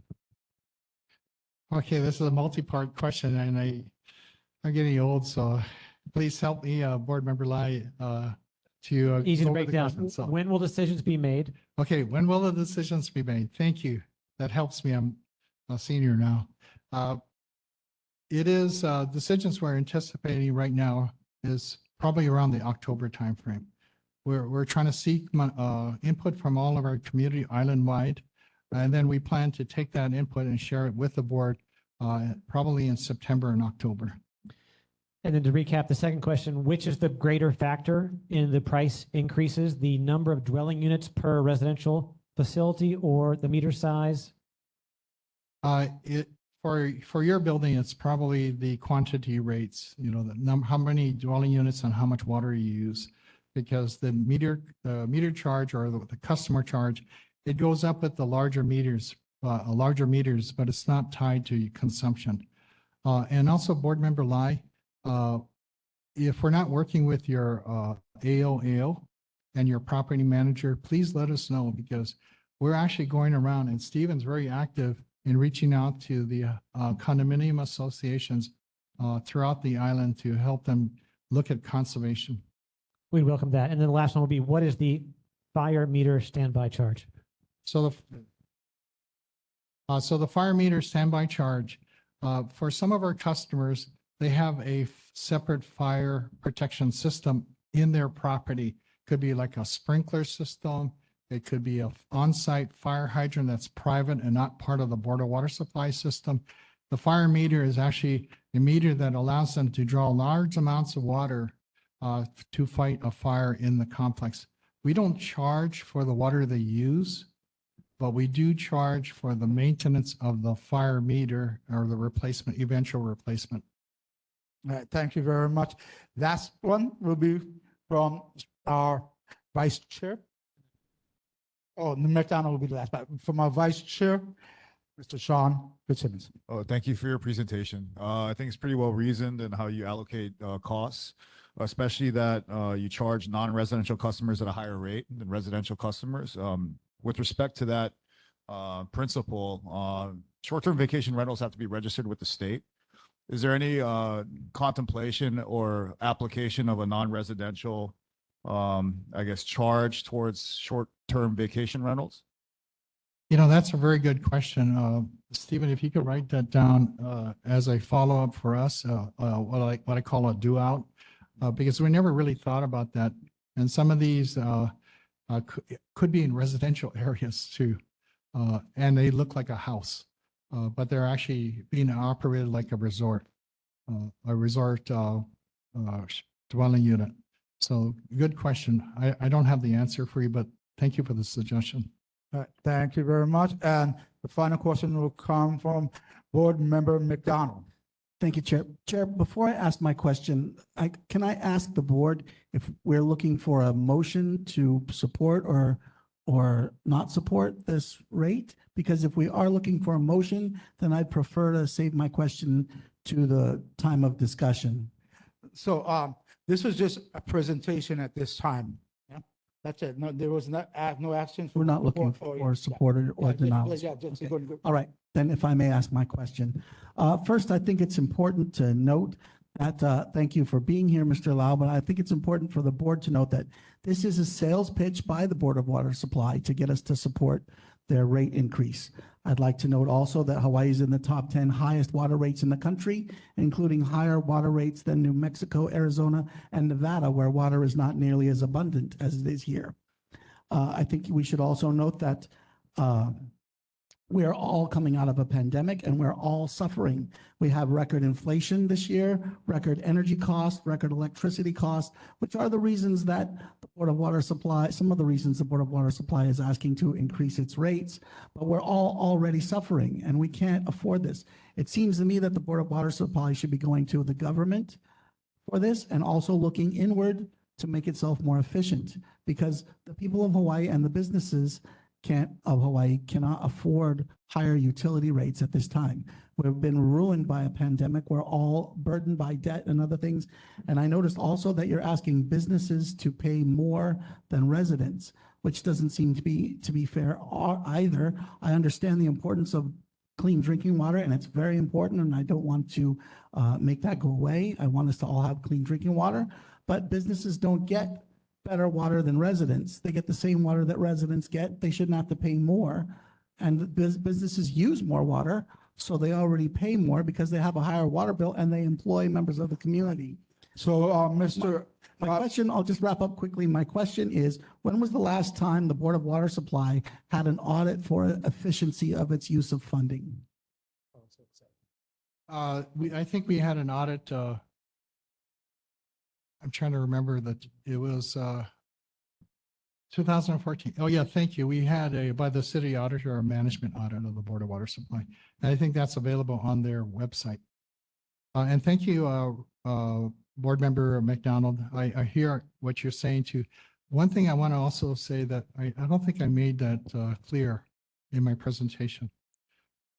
Looking at this situation, I know we have to do, for the Board of Water Supply, we have to do what we need to do to continue to provide safe drinking water to our community. But I also know that only looking at the option of going to our customers and increasing their water bills through water rates that go up over time can't be the only solution. So what we are looking at actually is looking for outside sources of funding that don't come from our ratepayers. I really feel what you're saying, Mr. McDonald, and the last time we increased water rates, you know, a customer came up to me and it really just tore my heart apart. So we're actually going after federal dollars. So right now, through the American Rescue Plan, the Fiscal Recovery Funds, or FRF funds, looks like we're going to have about $40 million from the city and county of Honolulu out of that $350 million that they got from the federal government because of the pandemic. And we're using it for water CIP projects, water improvement projects. We also are applying to our congressional delegations for some of the congressional set-asides. I think our total request right now to Senator Schott's office is around $15 million. So whatever, and we plan on continuing to look for opportunities for federal grant dollars and to build the skills and abilities to go after those dollars. Thank you, sir, for your. All right. Thank you. Chair, can I have a quick follow-up? No, hold on. So we are now at almost an hour on this. Yep. We are allocated 30 minutes. All right. We have to keep to this agenda. I'll allow both you and Shulon a follow-up at this time. Yeah. Okay. Thank you. Shulon first. Thank you. I'll be quick. This is on conservation. So I was wondering if the Board of Water Supply has programs to provide rainwater catchment from homes, because you can collect a lot of rainwater for watering your plants or washing your lanais. So used to be there were those special buckets that you can get. So we were wondering if that would be one of the something in the future. Thank you. Thank you, Board Member Schubert Kwok. We do have a rebate program for rain barrels. And actually we rebate part of the costs back for you to go out and purchase a barrel. Or alternatively, you can sign up for a rain barrel workshop with the Board of Water Supply where we teach you about rain barrels. And for $35, you get a rain barrel that you can take home with you with all the fittings that you can install around your home. Yes, we believe that rain barrels is part of the solution. It may not be a huge amount of water unless you have a lot of barrels around the yard. And some customers have multiple barrels connected together so they can store large amounts of water that's collecting on their roof. But really, it also helps create the sense of environmental stewardship and conservation. So thank you for your question. All right. Thank you. And then the last follow-up question to Mr. McDonald, and if we can be direct with the question, please. Thank you. And again, thank you for being here and your good presentation today. My follow-up question is, how is it that Hawaii's rates, water rates, are more than double the rates of states like Nevada and New Mexico, more than double, than where those states have a far less access to water and water is far less abundant in those states, yet our rates are more than double what theirs are? I believe, and I don't know the particulars and the basis of the rate, because you have to kind of look at what are their costs and where does their water come from. For New Mexico, at least in the city of Albuquerque, I've been to Albuquerque and met with the water utility there. It was related to looking at a fuel contamination issue at Kirtland Air Force Base nearby. They have water from the Rio Grande. They take surface water from the Rio Grande. They also have some wells within their system. but I don't believe they have 200 wells around the island. One very different, big difference is the geography.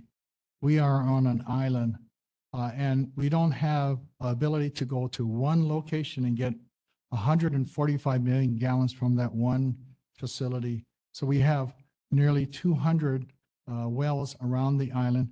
We also have customers that live at higher elevations, from the lowlands and the coastal areas all the way up to the top of the ridges, near the top of the ridges. So we have to pump that water. And the other thing that's different too is their cost of power.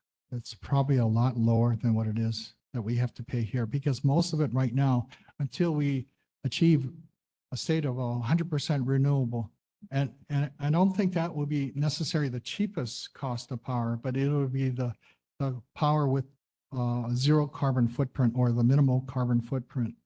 We still have higher cost here.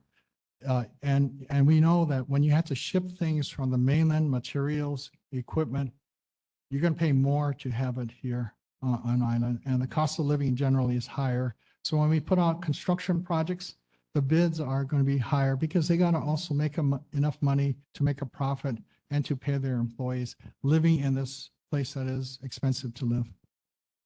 Thank you, sir. All right. Thank you very much, Mr. Lau. It's been a pleasure. And you've honored us twice in a month, twice in the last two meetings. I appreciate that. Thank you. You have a good day. Thank you, guys. All right. Moving forward, Governor's Emergency Housing Proclamation, Nani Medeiros. Are you even here, Nani? There you go.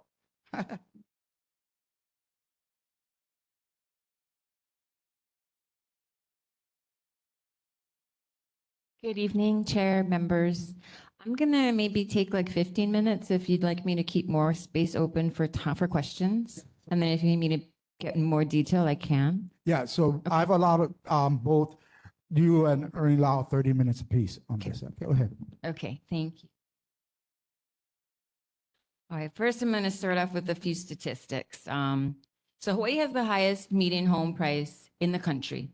Our statewide average is $850,000 for a single family home, but it varies from county to county. It varies from specific neighborhoods. In Honolulu County, that median price is actually 1.1 million. In Kauai, it's actually 1.15 million.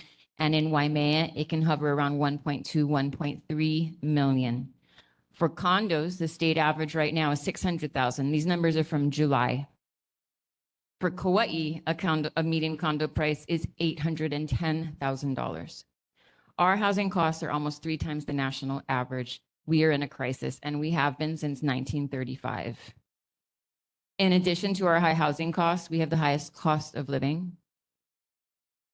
Regulations in Hawaii are the highest level in the entire country. We are the most unaffordable market because of those regulations. And regulations in Hawaii can add, on average, anywhere between $233,000 and $325,000 to the cost of every single new home. In order to afford that median price home, it now takes $252,000 in annual income per year. I actually personally don't know anyone who makes $252,000 a year. This crisis affects everybody, all of us. Young people, kupuna, workforce, and the economy. And it requires an urgent response, or the very fabric and face of Hawaii is going to change forever. We believe that when all of our neighborhoods have good homes that people can afford, it really levels the playing field for everyone. Right now, we are undermining fairness by leaving many of our families, including working families, single parents, seniors, without homes they can afford. And that affordability crisis is causing them to give in other areas. Maybe they can't afford the medicine they need. Maybe they can't afford to eat healthy. They can only afford the sugary drinks and the fast food. So our housing processes are not producing fair results for local people.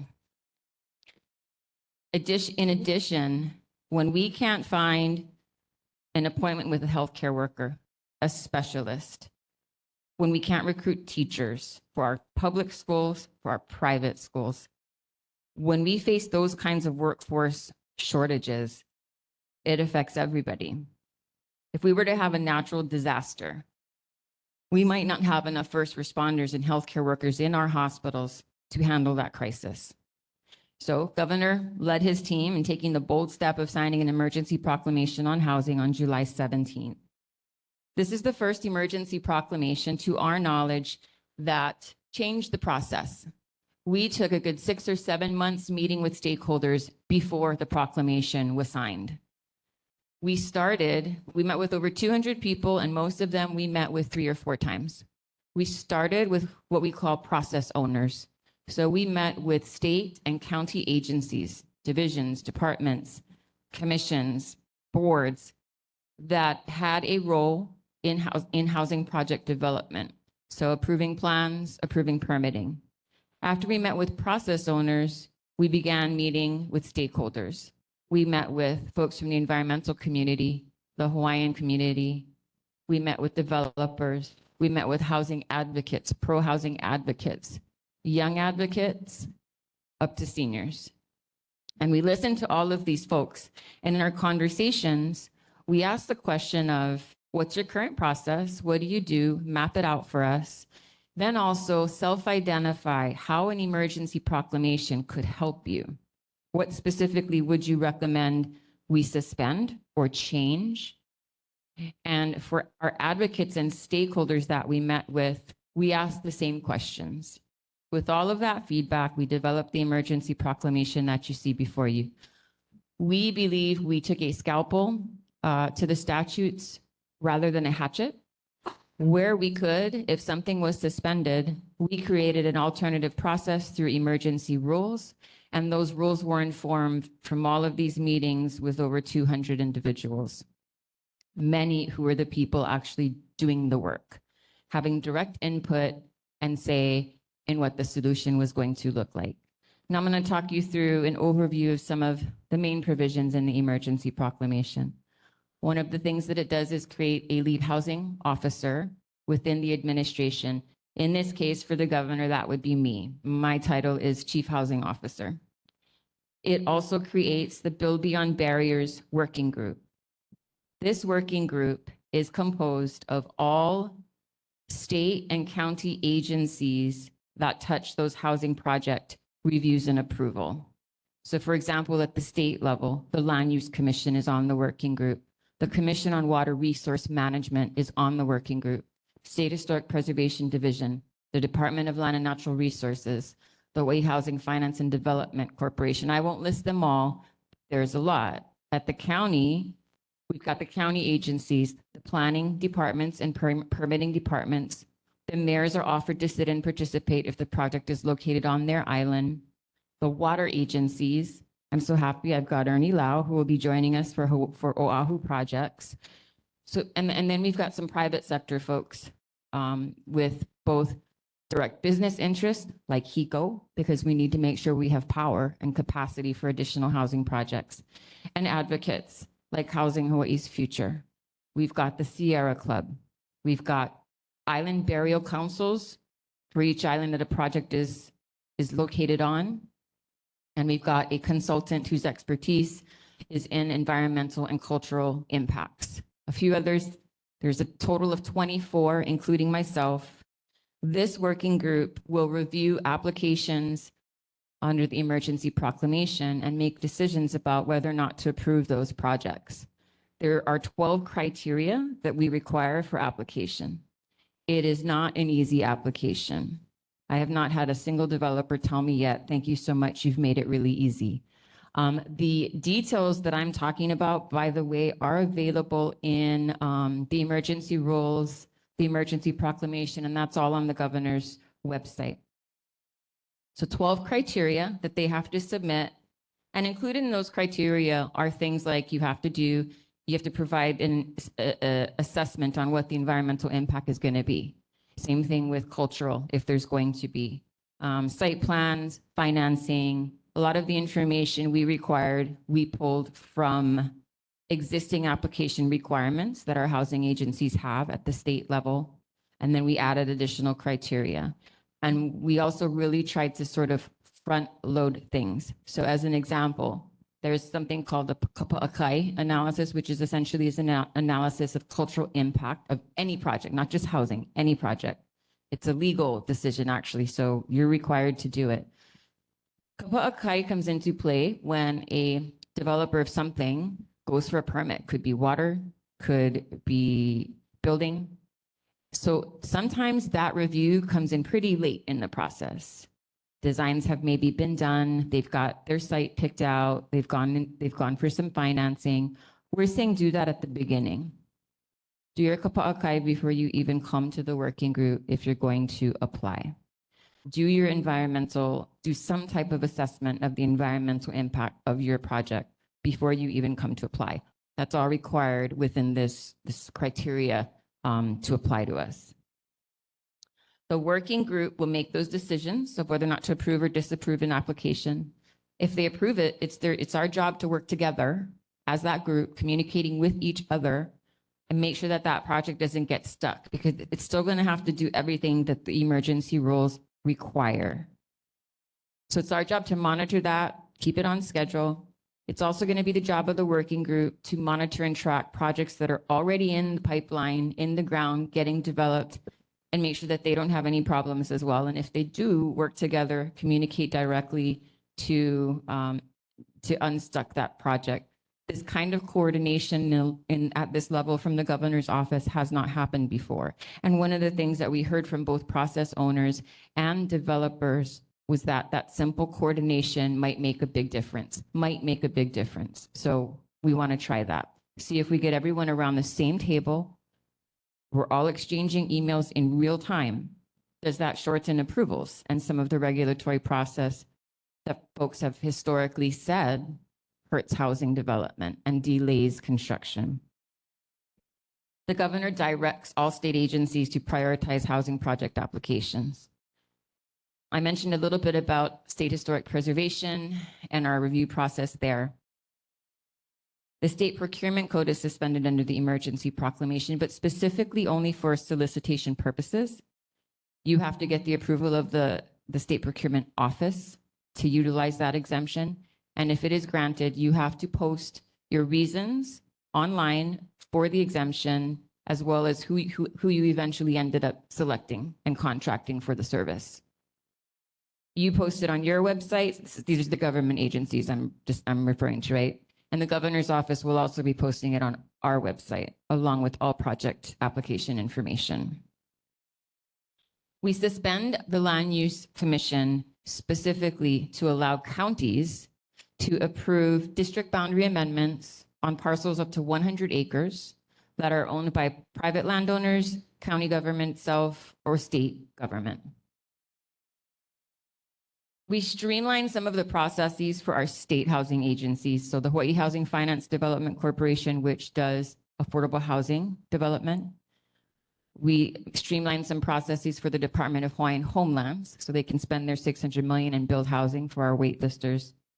Hawaii Public Housing Authority, which currently has a 12,000 unit project underway. They signed the development agreement, I think in May. 12,000 units that are going to be both renovation of existing public housing inventory and the development of 10,000 new affordable housing units. HPHA is the state agency that takes care of the lowest earning income people that we have. So it's very important that we help them deliver housing as fast as they can for that group of income earners. And then the Hawaii Community Development Authority, they got a significant amount of funding for infrastructure projects by the legislature this year, and we want to make sure that those are coordinated with our housing efforts and executed as efficiently as possible. We streamline the 343 environmental review process as well. It's detailed more heavily in the emergency rules that I mentioned earlier. And if you want me to get in more detail with that, I can take that question later. We allow multifamily residential in commercial districts, and we specify what those districts are in the administrative rules. We also suspend a handful of civil service / personnel laws to allow for county agencies and state agencies to staff up quicker. We ran this by the Hawaii Government Employees Association before including it. HGEA was really great, understood the crisis, agreed there's a crisis, agreed it affects their members as well. And they agreed to, okay, for the duration of the EP, 12 months, let's do whatever we can to bring in help and hire people faster. Their workers are, I mean, SHPD, all of the housing agencies are below capacity, 30 to 40% about, severely short-staffed. And that has a lot to do with some of the delays, both at state agency and county agencies. But in addition to, that delay, it wears on them. There is a level of emotion and stress. A lot of them said, we're always the ones they blame, and they feel terrible about that.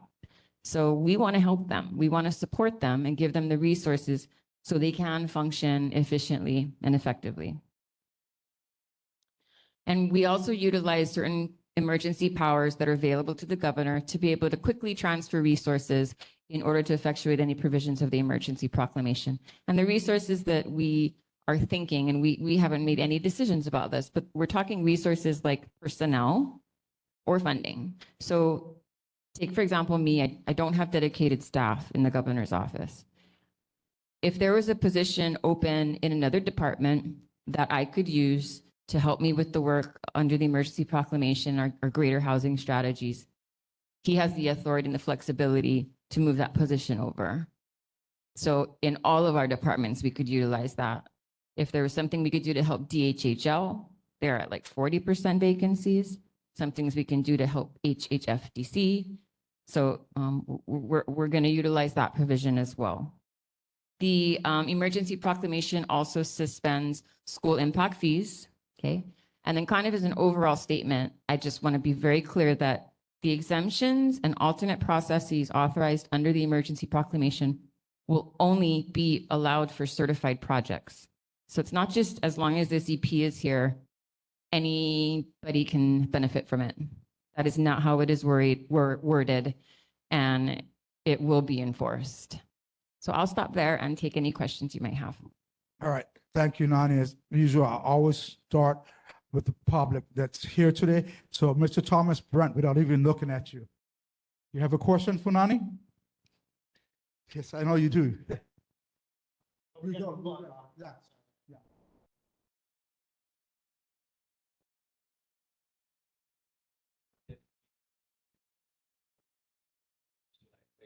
Somewhere?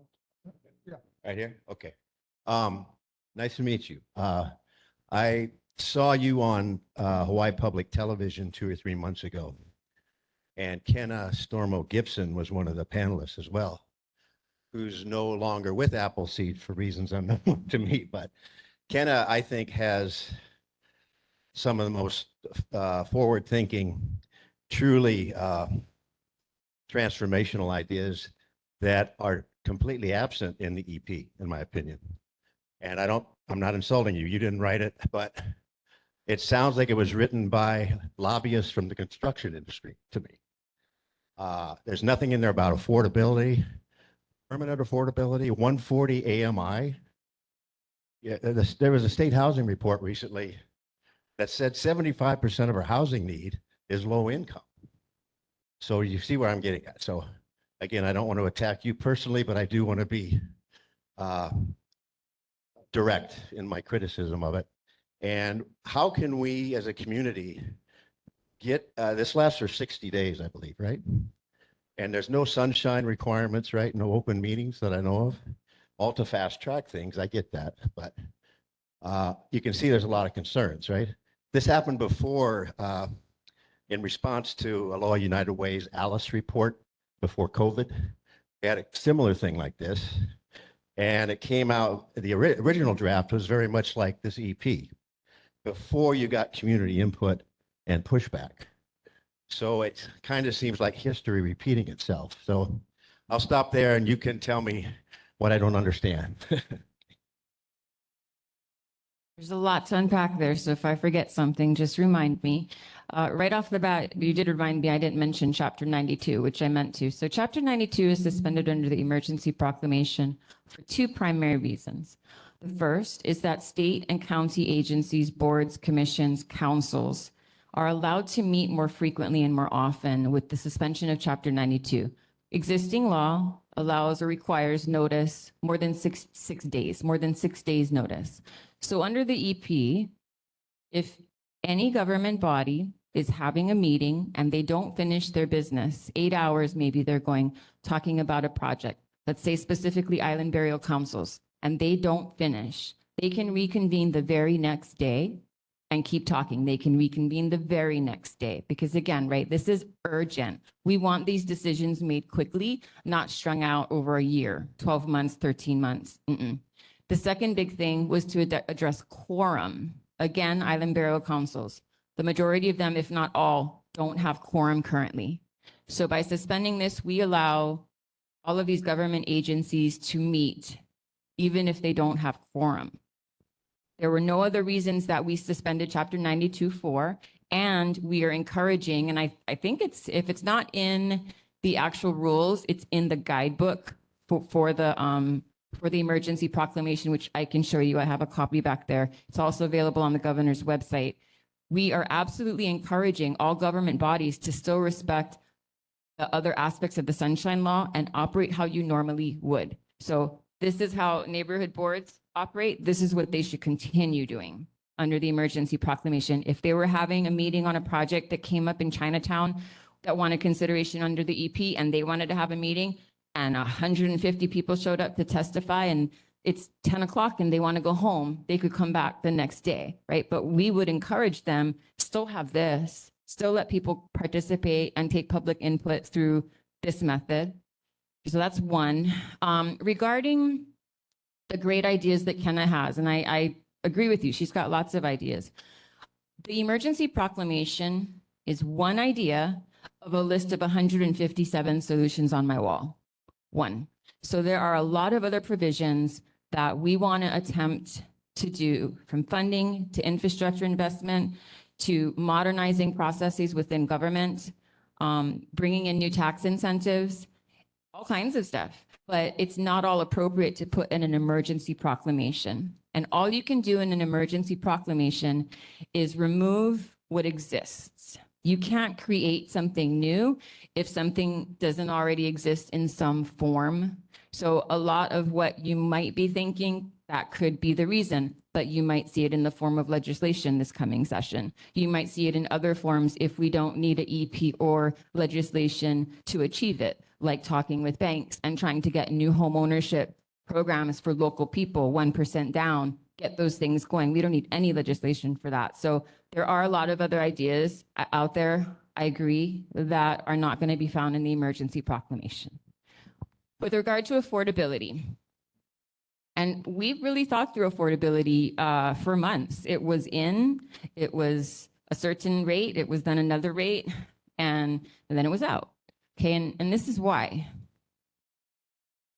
I would disagree that the greatest need in terms of the number of units we need or are for the 60% AMI and below. I think that there is significant need and it's important, but that workforce group, which is above 60 and maybe up to 120 or 140, there's actually more people in that bucket. And what's challenging is we don't have dedicated government resources in terms of funding or financing tools to help develop that kind of housing, the workforce housing. We do have government resources to help us with the 60% AMI and below, but they are very limited. They're so limited that we only turn out a few thousand units every year. That is historically why. The amount of tax credits that the IRS makes available to Hawaii, our private activity bond limit, you have to use bonds with tax credits. It's very limiting. We're never going to get 10, 15,000 homes for people at 60% AMI and below because we just don't have the funding for it, okay? So lack of financial resources on the very, very low income side, as well as a high need, a great need that we see through our data for the workforce housing. Understanding that if market is included in this emergency proclamation, people who might be in workforce or even current affordable housing might make enough money, have enough saved up to get up here into a market house, and that's going to open up inventory down here. So we wanted to make sure that the pipeline of projects that the emergency proclamation could apply to was everything from public housing, low-income housing, affordable housing, workforce housing, and market. We have no intentions of considering a project that delivers luxury housing or resort housing. The reason it's not explicitly stated in the proclamation or the rules is because there was no statutory definition for luxury housing, so nothing to take away. So we couldn't create something. And when we really looked actually at resort districts, we found that there is Section 8 and there are Section 8 and affordable housing projects within resort districts. Waikiki has it, Waikoloa, Kailua Kona. And there are a number of affordable housing projects trying to come through Waikoloa. So we didn't want to exclude resort districts because then we would exclude affordable housing projects. What we can do at the working group is make sure that there's no resort project that comes through in a resort district. We also have the authority in the working group to prioritize the projects that go first, second, third, and affordability is going to factor into that. And how many units are affordable is going to factor into that. The final comment I'll make about affordability is that even though in the EP, we say affordables are considered up to 140%, which by the way is in line with state statute and the Hawaii Housing Finance Development Corporation statute. What is still going to be required for any affordable housing project that comes through the working group is whatever requirement you have because of your government financing program. If it's 35 years, if it's 60 years, you still have to abide by that. The working group is not taking any of that away, and we can't. We're not changing or touching individual agency processes or their requirements for affordability. I don't know if I got everything. Is there? No. Okay. Hold on, Mr. Brett. I'm going to move this, yeah? Good. If he has anything he can say to you, you need to move this along, yeah? Okay, before next, we'll go to anyone online. Is there anyone online? If we have time, we'll come back to you, Mr. Brett. If not seeing anyone online, we'll start off with Shulon Superquark, then we move to Bob Armstrong. Go ahead, Board Member Superquark. Welcome, Danny. Thank you. I love Glad it, to meet you Chulan. finally. Me too. I met your neighbor today, I think. Yes. And for me, being a financier in mortgage industry for 28 years, my concern is for workforce housing. Most of the people want to buy, but they don't have the down payment and the debt ratio is high.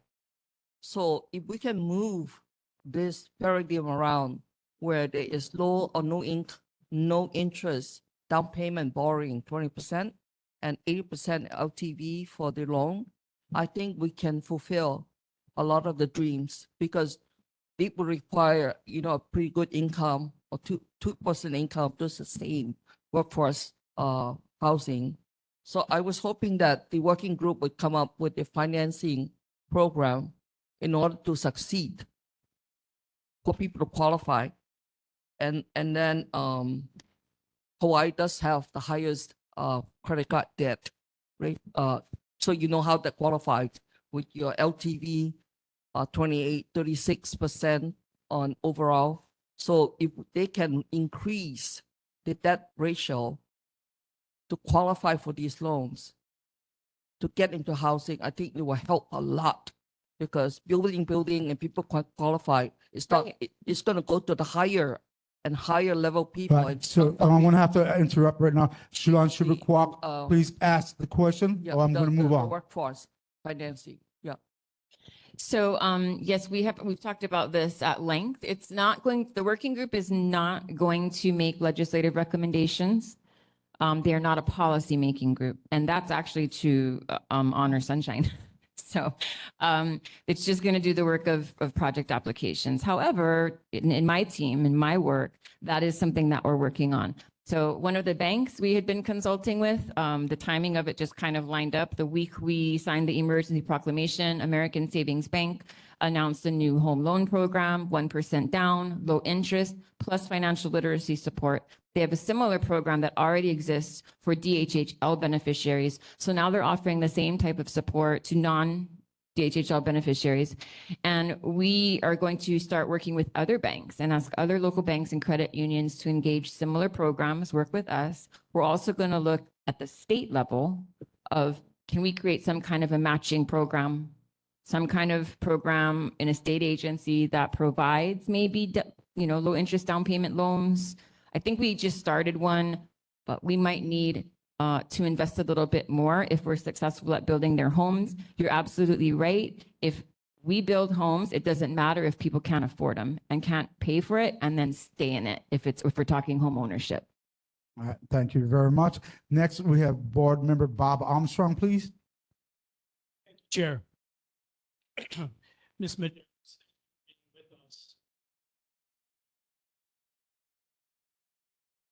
Thank you.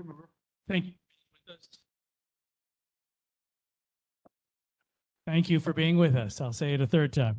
I've been trying to rack my brain. We've been talking about housing and homelessness and crime as a board for 4+ years and having some extraordinary presentations like we saw today. So thank you for contributing to our knowledge.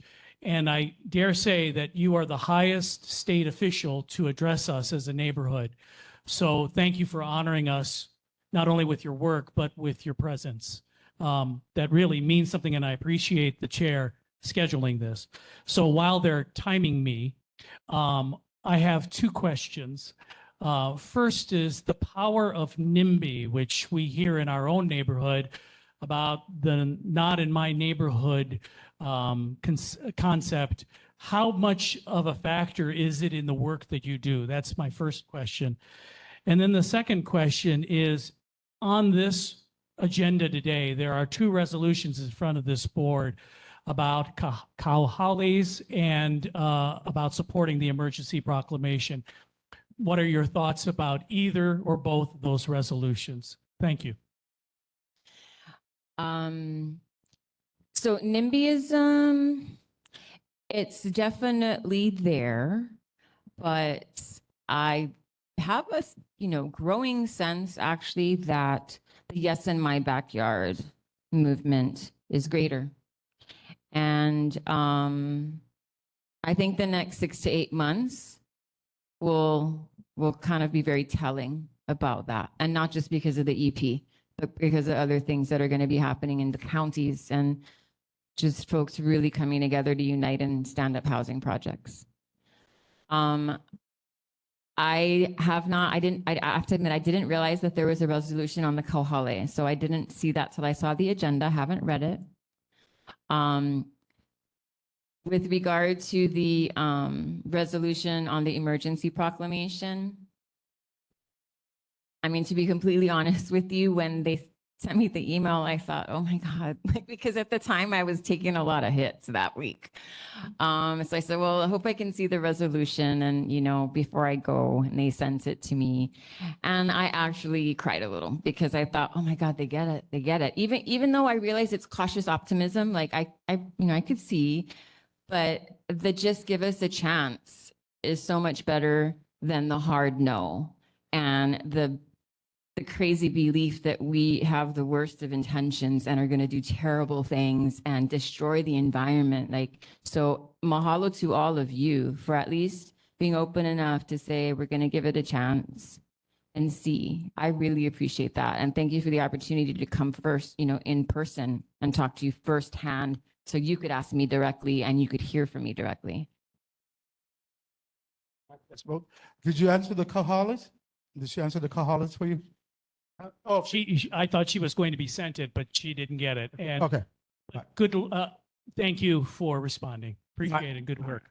And thank you very much. Next, we have Board Member Lai.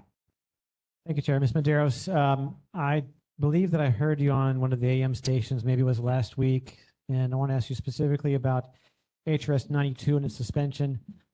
I mean, that could go wrong in a lot of ways. And I thought that when you were on the radio, you said there would be some way to perhaps police that or limit it to housing related issues. But reading the resolution, the proclamation on governor.hawaii.gov, I don't see that language in there.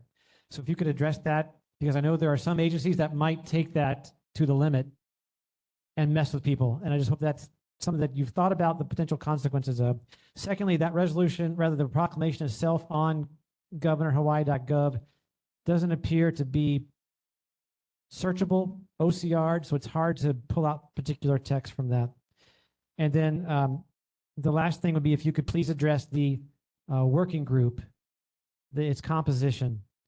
I believe there are 22 members. I think the language may be that at least 12 of those may be from government agencies, but what about the remainder? Are they from industry or builders or construction unions? Can you give us an idea of who they are and how they were selected? Thank you. Thank you. What was that last part about the builders and can you repeat? Specifically, it's the composition of the working group.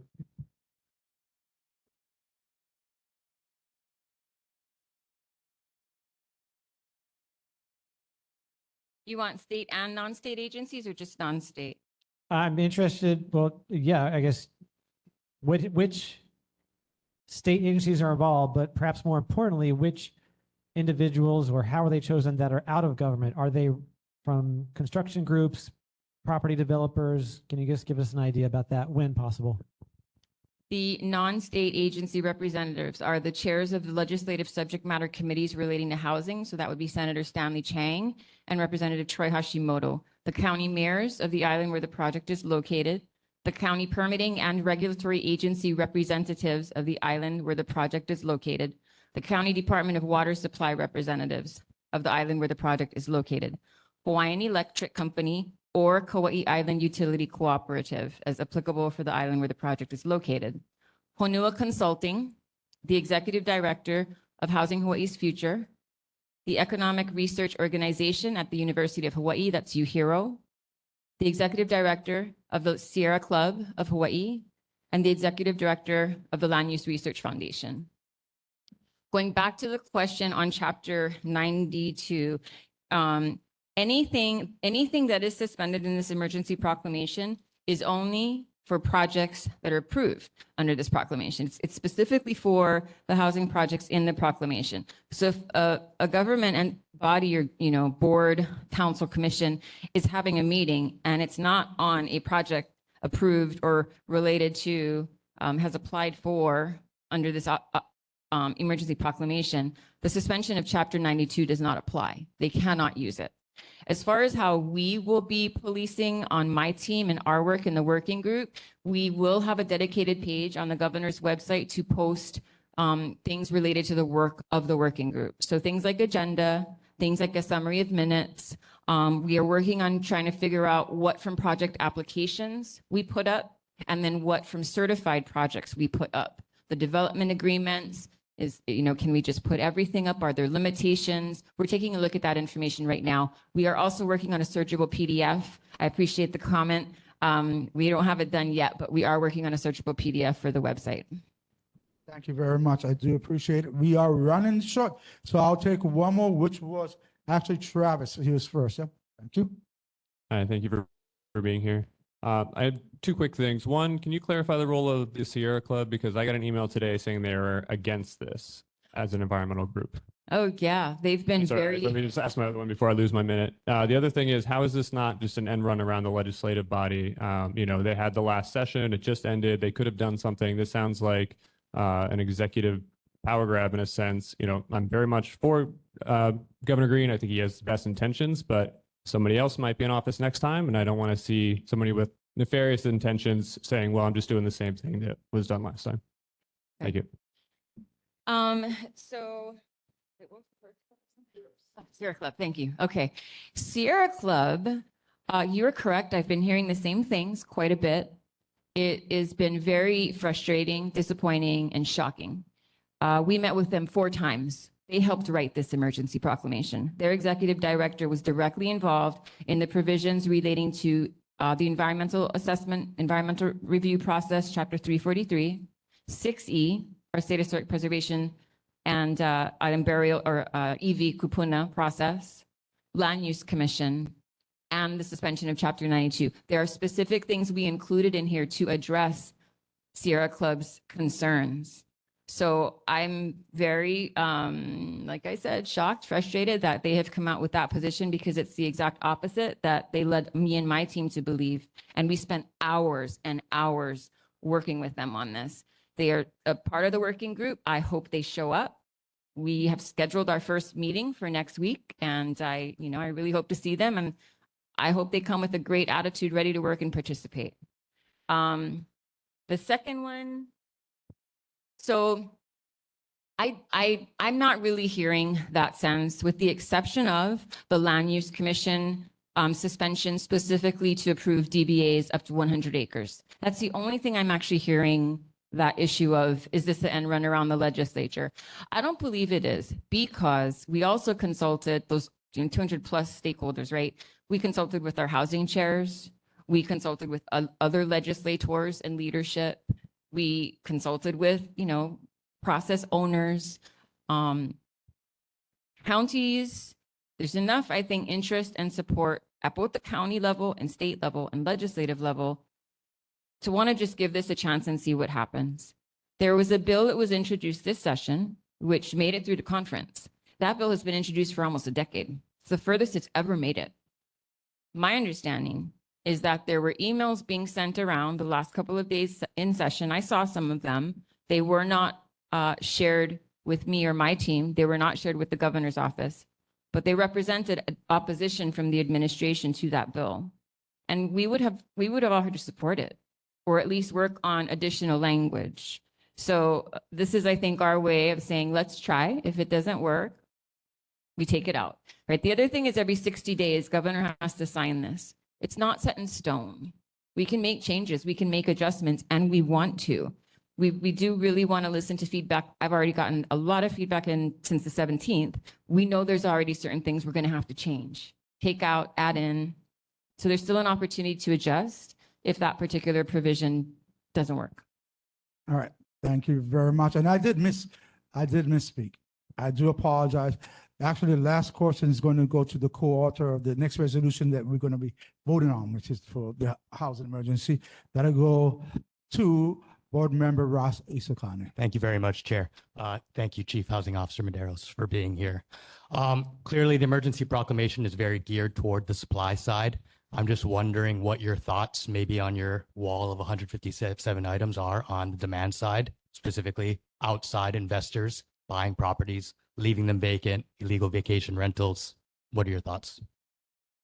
I am committed to finding a way to reduce that phenomenon. We took office December 5th, I think, something like that. A legislative package was due within weeks. I tried to get a bill introduced to prohibit, essentially, foreign buyers, a heavy tax on vacant properties. And I was advised by the Attorney General that we needed to take a little bit more time on that. I was a little too, let's just go do it. So I'm going to try again this year. And I think we saw a lot of appetite for that kind of legislation this year. And I think we'll come in with some really nice options in the legislative session in January. We want to find a way to prioritize occupancy for our local people, whether it's rentals or for sale. I understand we have to comply with the Commerce Clause. That's the whole thing, right? But we're bold. We push the envelope in the Green administration.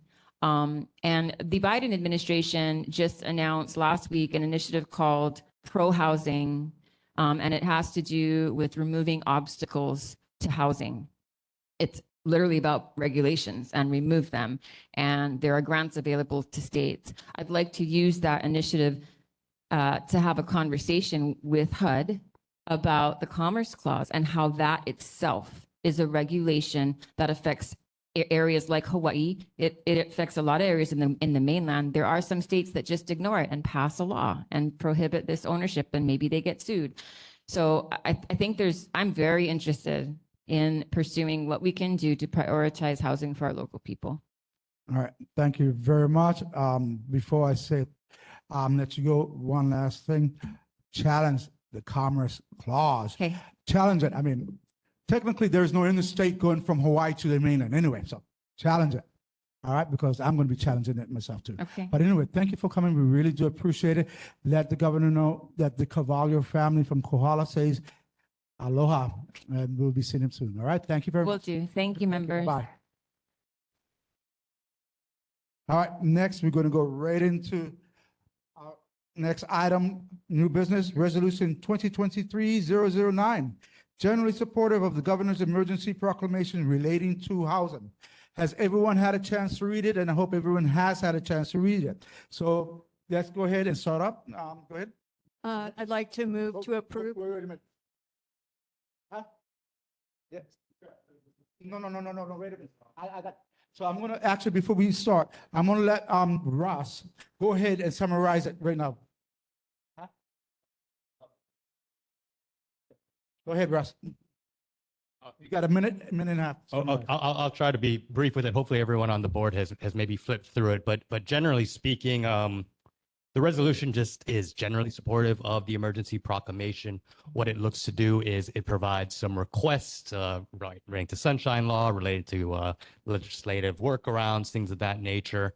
And in my mind, what else could I summarize? Ernest and I have drafted this together, and just happy actually that it was read by the chief housing officer. So, all right, thank you.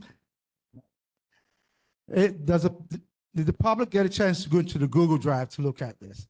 And do you have any questions on this? Testimonies?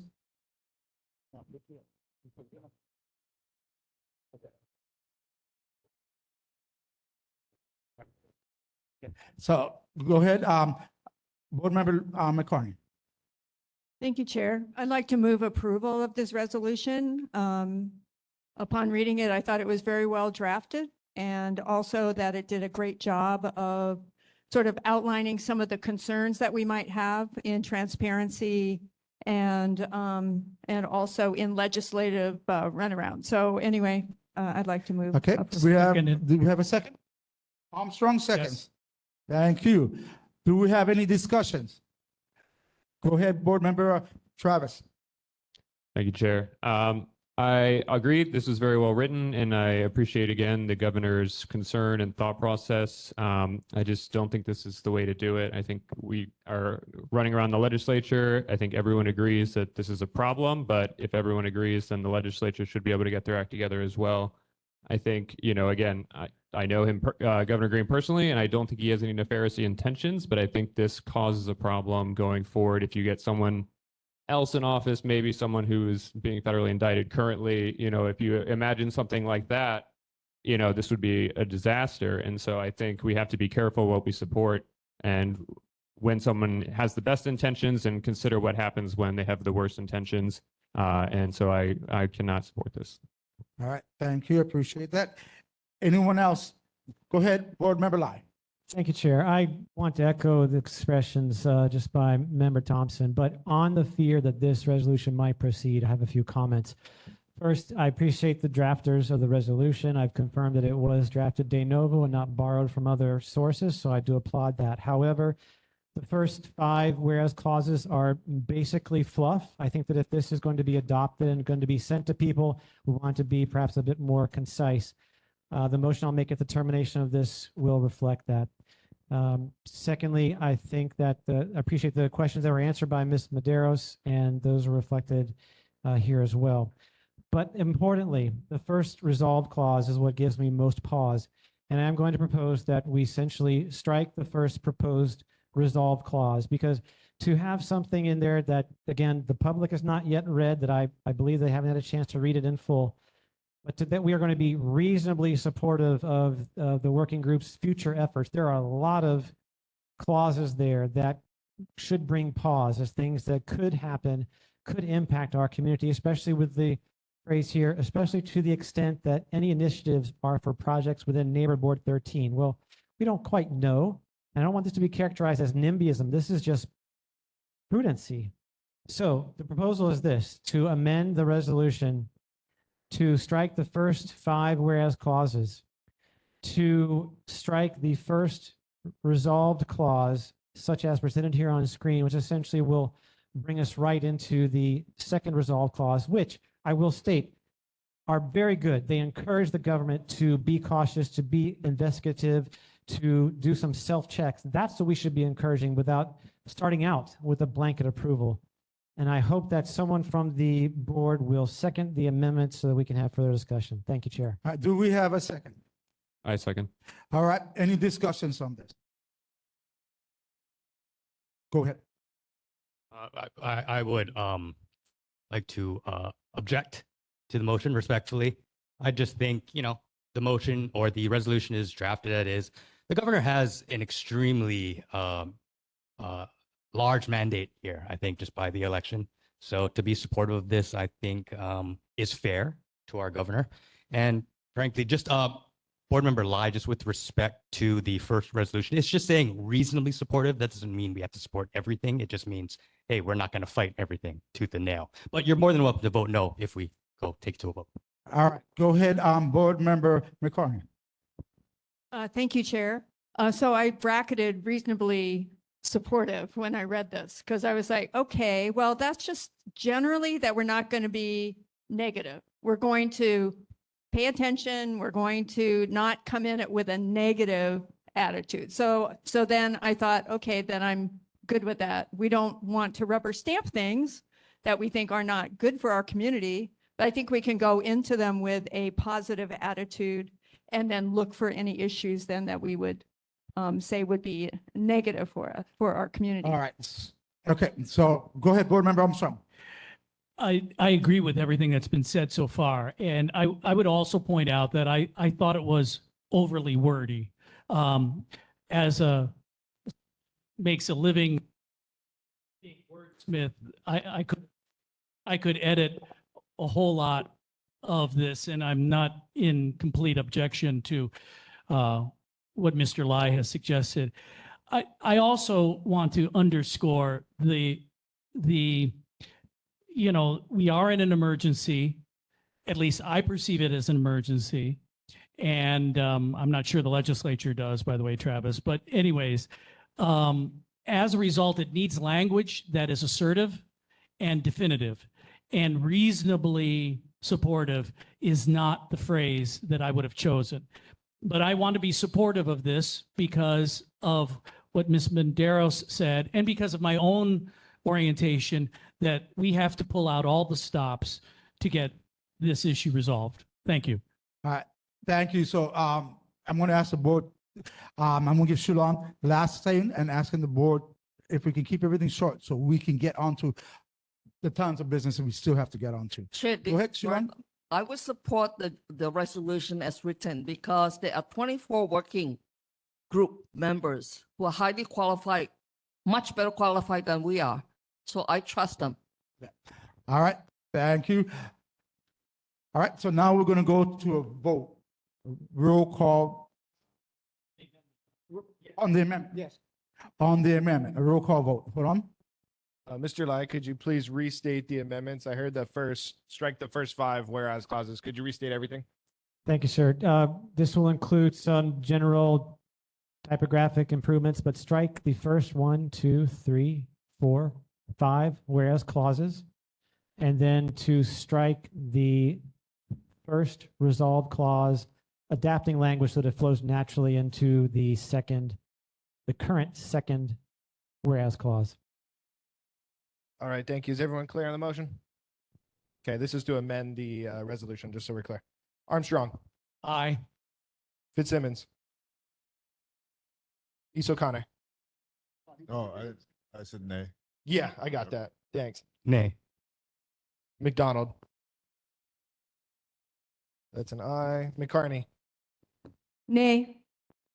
Lai. Schubert Quack. Nay. Thompson.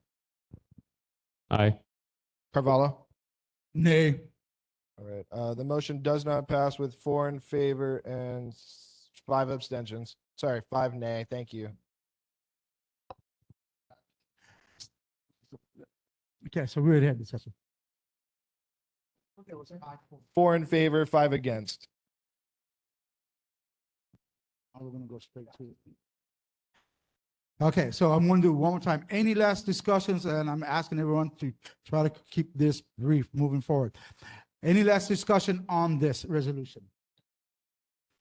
Hearing none, we'll go to a roll call vote. So, Yeah, the motion on the table is to adopt resolution 2023-009, generally supportive of the governor's emergency proclamation relating to housing. Armstrong, Aye. Fitzsimmons, Isokane, Aye. Donald, McCartney, Aye. Lai, Schubert Quack, I vote aye. Thompson, Nay. Arvala. aye. All right, the motion passes with 7 in favor, 2 against, no abstentions. Thank you. All right, thank you. So motion resolution 2023-09 passes. Thank you very much. Next, we're going to go to resolution 2023-07. So I've been questioned about Chair- this. This Chair, is, you should announce how many yes and how many nays. oh, he did. Yeah, he did. Okay, so next is resolution 2023-007 to prevent trash pickup in Waikiki, but this is generally for all of the island, the way it was written. The reason I allowed this is because when we have things that we might want other neighborhoods to look at, we work with each other. The neighborhood board should work with each other. I'm hoping that everyone had a chance to look at this. So do we have, does the public have anything to say about this resolution? Huh? Oh, yeah, you saw Waikiki. Yeah, but yeah. Okay, so do we have anyone in the public? No. Let's go to, do we have any discussions on this from the board members? Mr. Lai? Chair, thank you. I don't know if this has been formally introduced for consideration yet, but given the comprehensive comment, I think it does need a little bit of help to either incorporate our neighborhood. I hate for us to adopt a resolution that's titled Waikiki. It does require a little bit of work. So if this is something to consider, it's not acute. I don't think that it particularly is. I think we can probably tidy this up and prepare it as a package for next month. Thank you. Okay, so are you asking us to withdraw this to next month? To my knowledge, there's no motion been made to introduce this for discussion. Yeah. So, is there any motions? I motion to withdraw this until next month when it can have our neighborhood board listed on the title. Okay, do we have a second? Okay, we got Laura. Okay, so we'll go ahead and move on. This is going to be deferred till next month. Oh, do we have any objections? All right, so we'll go ahead and move for this till next month. We'll defer to next month. Next, we have resolution 2023-008, continuing support for Kaahali Respite Resources in downtown Honolulu. This was written by board member Armstrong. Bob Armstrong, I'm going to give you the same time I gave to Ross County. There's nothing new in this resolution other than it is supportive of what was in place and what is in place as a halfway stop and as a savings for the public and for our community, people who are coming out of the hospital and who have a place to get right. It's been met with universal support in the community and has been an incredible positive factor. I do know there is one community member who has opposed it, and I recognize that point of view, but I hope you'll support this. I also want to just say one thing, Mr. Chair, if I could just add 10 seconds more. I believe this is the first time, at least in the 4 years I've been on the board, where resolutions are taken out of order. I think it's a bit confusing, and I just wanted to note that. Okay, so the reason why the resolutions was put here was so that we could have a vote after Nani had spoken about the housing proclamation. That's it. Okay, all right, thank you very much. So, does anyone from the public have any comments to make on this? Go ahead.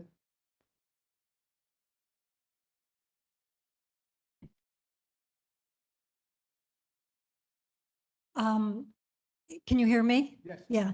I, for one, am certainly supportive of the Kauhali respite facility. I've visited on numerous occasions and I've talked to staff there. I think it's a wonderful thing and we need respite facilities. However, I oppose this particular resolution because it's in conflict with a resolution that this board passed just 3 months ago. And this resolution, it supports the Kauhali respite facility, but this is the type of facility that our previous resolution resolved not to support at this time in the Evelay, Chinatown, or downtown areas. And this previous resolution was based actually in response to the fact that the Chinatown Evelay area is now home to 46% of all of these service facilities for the homeless on the entire island of Oahu. We have an island that's suffering from homelessness, and almost half of the facilities, the brick and mortar or major project type essential services facilities like emergency shelters, medical clinics, food stations, hygiene stations, now respite facilities. We have 50% of them in our area as is. And so this last or previous resolution, 002, was in response to this disproportionate number in our area, which has had very serious impacts on our community and particularly Chinatown. And right now at 46%, that's 5 to 10 times the number of such facilities in other areas on the island. And many areas on the island have no facilities. So this was, our way of saying, this resolution, this previous one, was our way of saying enough is enough of this type of facility in our area. And when you come out with the facility, or rather with a resolution 3 months later saying we applaud your creating this new facility in the areas that we specified, at least for now, we would like to put a stop to so we can kind of figure out what to do next and hopefully convince the state to be more planful about where they put such facilities, because these are the type of facilities that draw people island wide, and they are shelterless. They're hugely important. They're lifelines, and we even need more, but it's time for other communities and the state to be more planful about where they put them. All right, thank you very much. I do appreciate that. Just to let you know. So I've had this discussion with the Kalihi Palama board. They're very offended at us because we included Evelay. Evelay is not in our board area. So I took a lot of flack of that. Evelay is not in our board area, which Evelay actually houses more of these facilities than Chinatown does. But yeah. Kalihi? So Evelay belongs to the Kalihi board, yeah? So let me finish. So I had a lot of flack with the chair and the Kalihi Palama about this because they were saying Evelay is not in your district. Evelay is in our district, and that should be brought to us, yeah? And so I took responsibility for that, and I said, you're right. But anyone that votes on these Kauhalis must remember one thing. We did vote in favor, and so it would be a contradiction to what we voted for. But on top of that, these respites are not only going to be here in downtown where they're at the governor's office. They're going to be respites in every single community. So it's not just here. It's going to be just like it is right there, but it's going to be in every single community. They're going to be in Kalihi, they're going to be in Waimanalo, they're going to be in Waianae, they're going to be in all those others. But I understand exactly what you're saying. So I was going to remind the board that this would go against what we had voted. And Yeah, Oh, oh, Evelyn is like a 10-minute walk to Chinatown, Chair. and it has huge impact. I understand, I understand that, but it's not our, we should have not voted on the Evile part because it belongs to Kalihi Palama. I can Yeah, understand. so that's why I took a lot of flack on that. So we're gonna go with board, member Armstrong first, yeah? Thank you. One final thing before I get down, just, it's very, I'm running short, that's why, yeah, very, on time. very, very brief. I just want to say that, I don't even understand this resolution. This respite facility is already there, so they don't really need our support. It's a temporary facility. It's a demonstration project, so they're only going to be there for maybe 6 months. I don't see why we create a resolution that is in conflict with our previous resolutions Mr. for a Chair. project that is going to be temporary. All right, I understand. I'm going to have to move on. I'm going to let the author of Kohala, who authorized this resolution, who wrote this resolution, go ahead. Board member Armstrong. It was written because I disagree with your not in my neighborhood stance. And so I think it is important to demonstrate when something works that we should stick with it. And by the way, this was on the West Coast before it came here and rebuilt in the downtown area. And so it was certainly planned well before that resolution that was voted on. I also think that you can't be in support of Kahales and then eviscerate it with your comments, both in written and verbal form. It doesn't work that way. You either are supportive and understand that this is saving tax money and saving the lives of the people who have nowhere to go after they come out of the hospital, or you don't. And I'm asking this board to be supportive of our fellow people, of our fellow citizens who, through no fault of their own, are trying to get back on their feet. Thank you. All right, thank you. Go ahead, Ms. Stack. And Ms. Stack, just want to advise you that we took care of that for you, okay? Oh, thank you. Yeah. I just wanted to encourage the board, maybe instead of standing in solidarity with Cal Holly, maybe monitoring it. I think that's kind of a intermediate position. You can keep an eye on it. I think the concept is good. Does it have to be there? Could it be other places? Obviously it could. You know, you're saying it's going to move out to other areas. Maybe it could start happening sooner. But I think monitoring it is kind of a good interim solution without standing in solidarity, and because it is in conflict with the resolution that you guys did pass recently.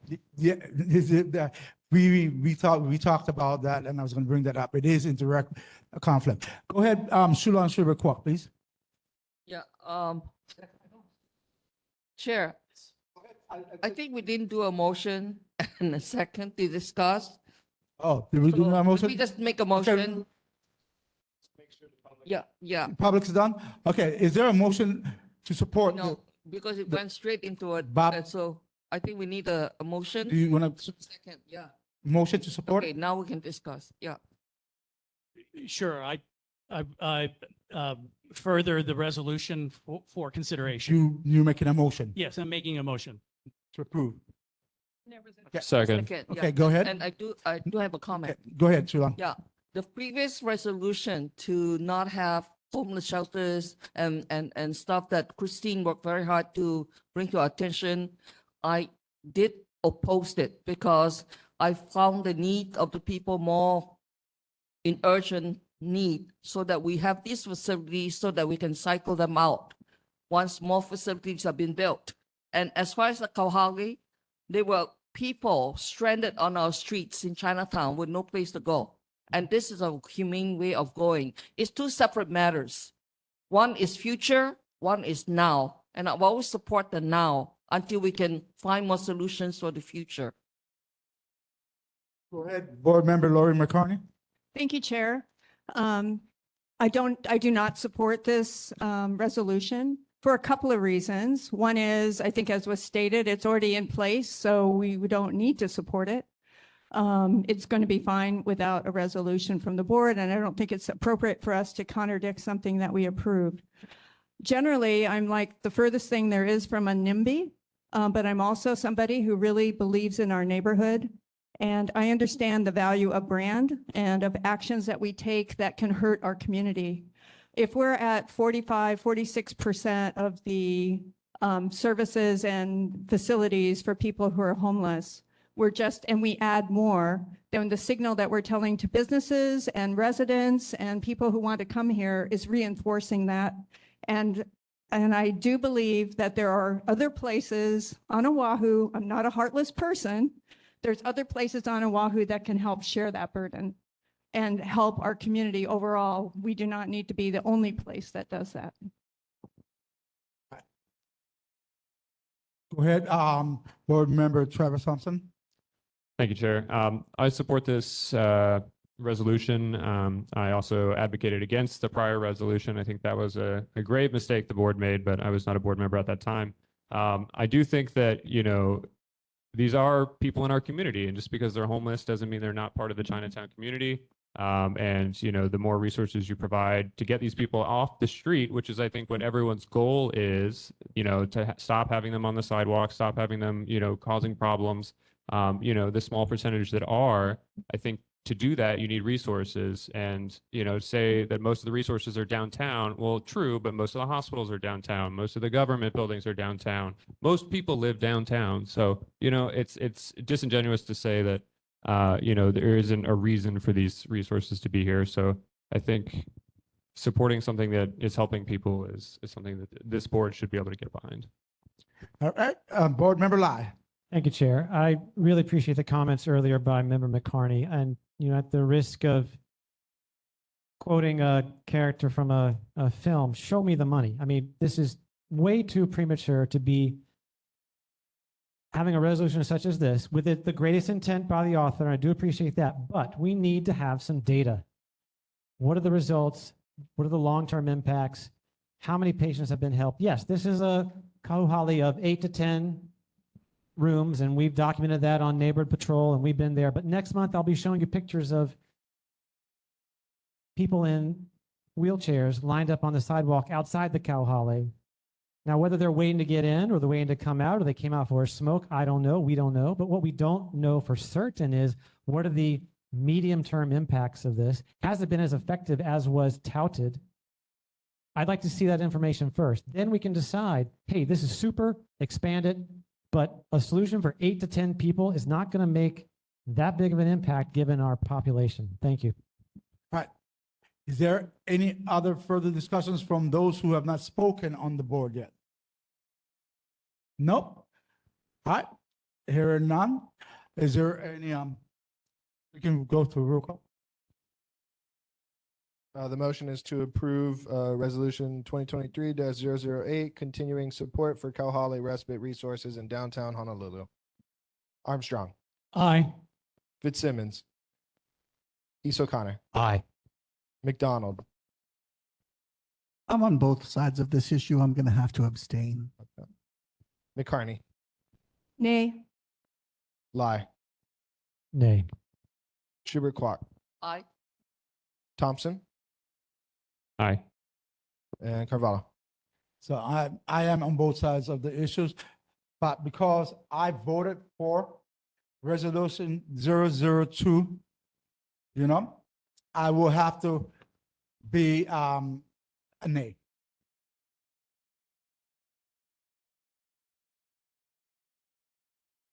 The motion does not pass with 4 aye, 4 no, and 1 abstention. Thank you.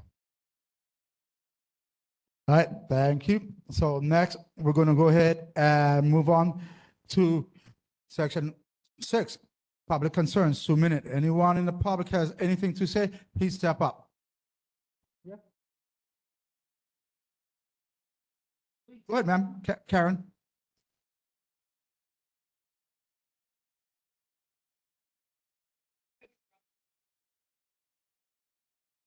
Yes. Good evening. Thank you for giving me the opportunity to speak tonight. My name is Karen Ng. I represent the American Foundation for Suicide Prevention. It's a national nonprofit that leads the effort to raise awareness, to fund research, and support those affected by suicide, which, believe it or not, is a lot more people than you might think. We don't talk about this subject because it's hard, because of the stigma, because there's still an element of shame.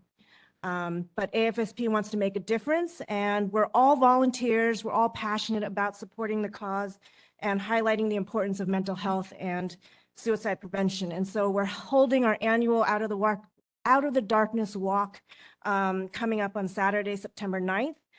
Takes place at the Skygate at the Frank Fossey Civic Grounds from 8 a.m. to 11 a.m.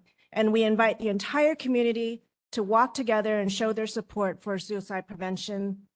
It's our signature fundraiser, but really the heart of it is to create opportunities to encourage connections and open conversations around the topic and give people the opportunity to connect and show each other that they're not alone. So we take the same route as we did last year. It's around from South King to Richards to Beretania and then wrapping back. And we plan to have Augie T as our MC. Mayor Blangiardi will make an appearance. We'll have activities, a resource fair, musical performances, and our sponsors include HMSA, Hawaii Disability Rights Center, UHA, among others. There won't be any food and drink or vendors, so it should be a minimal mess. I hope you'll support our efforts and join us at the September 9th walk. I have flyers and cards. If you'll help me to help spread the word and distribute and post in your community. And I'm actually here to solicit any feedback you might have for our event. All right, thank you. Unfortunately, this is a public concern, so we cannot give you any feedback. What should have happened was what you guys did last year. You guys actually presented to our board and we approved this, yeah? So just in the future, get a hold of whoever the chair is and ask them to put you on so you can present and give a bigger, longer speech, and you can talk to, and then we would approve it on our end, yeah, or deny it, okay? Yes, And thank we you. cannot give any feedback on public concerns. I do apologize, Thank you. but good luck. I'm going to be there too. Hi, so this is actually for the mayor's rep, but I think they've left, so I'll do it during public concerns. So a member of the public contacted us because they tripped at the Cultural Plaza, right outside the Cultural Plaza by the stream there. And they were very concerned. It happened on Sunday morning. And they asked us to bring it to the attention of the mayor's rep because in their words, I'll read their words, they are truly concerned for the pedestrian safety of their customers or anyone milling around the immediate area next to their businesses on the riverside of their plaza. They are hoping that the mayor's office may be able to follow up or check that something is done about the pedestrian safety of this area. So they fell flat on their face. So they have a lot of bruising. And so anyway, they wanted to bring this to the attention of the mayor's rep. All right, thank you very much. Governor's rep, Sean Hanamo. Chair. Oh, yeah. Do we have anyone else? And it should be public concerns, nothing to do with neighborhood walks or anything like that, please. Thank you. Wait, no, Here. hold on, Sean. We got more. Anyone else? Board member Lai, go ahead. Thank you, Chair. In the absence of a period of board member concerns, I'll raise the following. Regarding our meeting agenda, sir, the top box contains some information that seems to have changed from our previous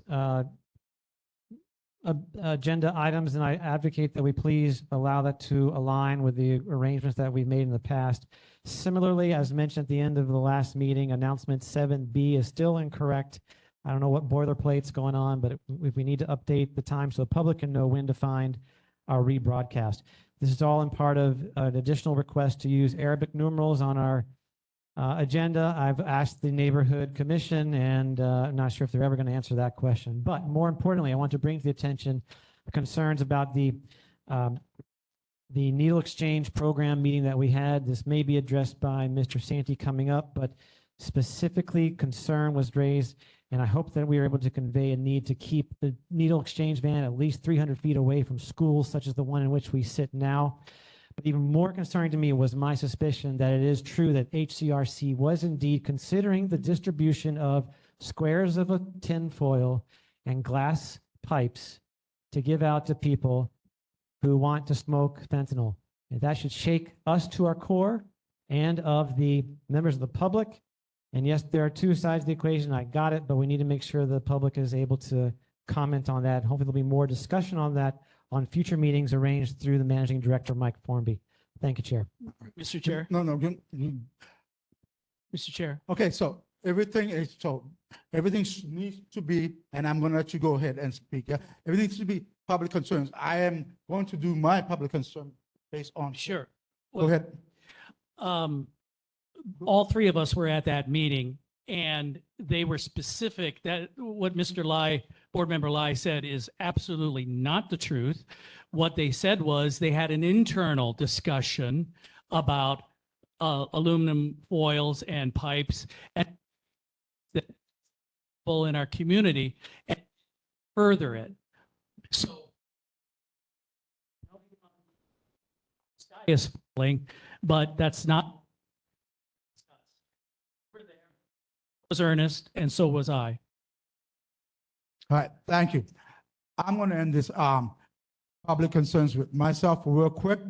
So just so everyone in the public knows, the top box was rewritten because the old things that was in the top box belonged to then Chair Lai.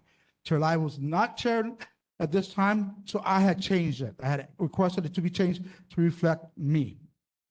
All right, we're going to go ahead and move on. Anyone else? Public concerns? Point of order, Chair. I believe that public concerns are an opportunity for the public to speak their concerns. And that's also my understanding that the board is not supposed to respond or ask questions during this period. And you're correct. It is for the public, or anyone on the board can speak as a public because they are part of the public. So yeah, they can speak. I just gave my public concerns to let the people know about this topic. Yeah, because it was brought up, and I don't think it should have been brought up, but it was brought up. So there we go. Go ahead, Governor's Rep. Thank you, Chair. Good evening, board members. Really quick, I just wanted to get back to Board Member Lai about his previous question about the DOT being involved in any future traffic noise cameras being placed at any of the Vineyard Street intersections. The response I got from the Department of Transportation stated that they will have the selections done by the end of the year.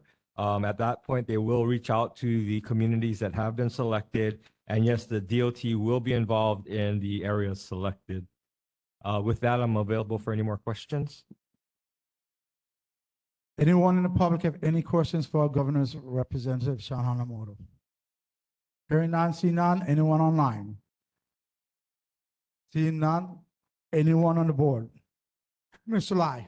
Thank you, Chair. Sean, I apologize. The news recently about the crosswalk that will relate the percentage of times that cars are stopping for people crossing, is that DTS or state DOT, if you recall? City, DTS. Okay, I'll defer then. Thank you. Anyone else? All right.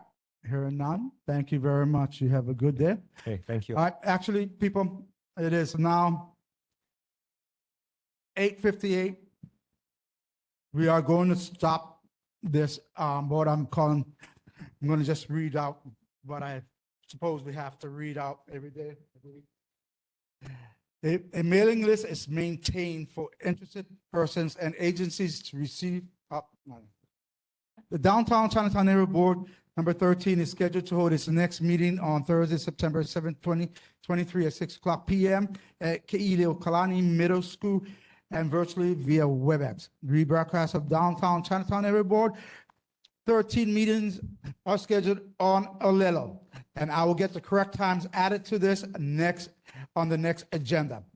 Find a monthly archives of handouts and reference materials that put props to Downtown Chinatown Area Board number 13 on our Google Drive. Everyone, have a good day. This meeting is adjourned.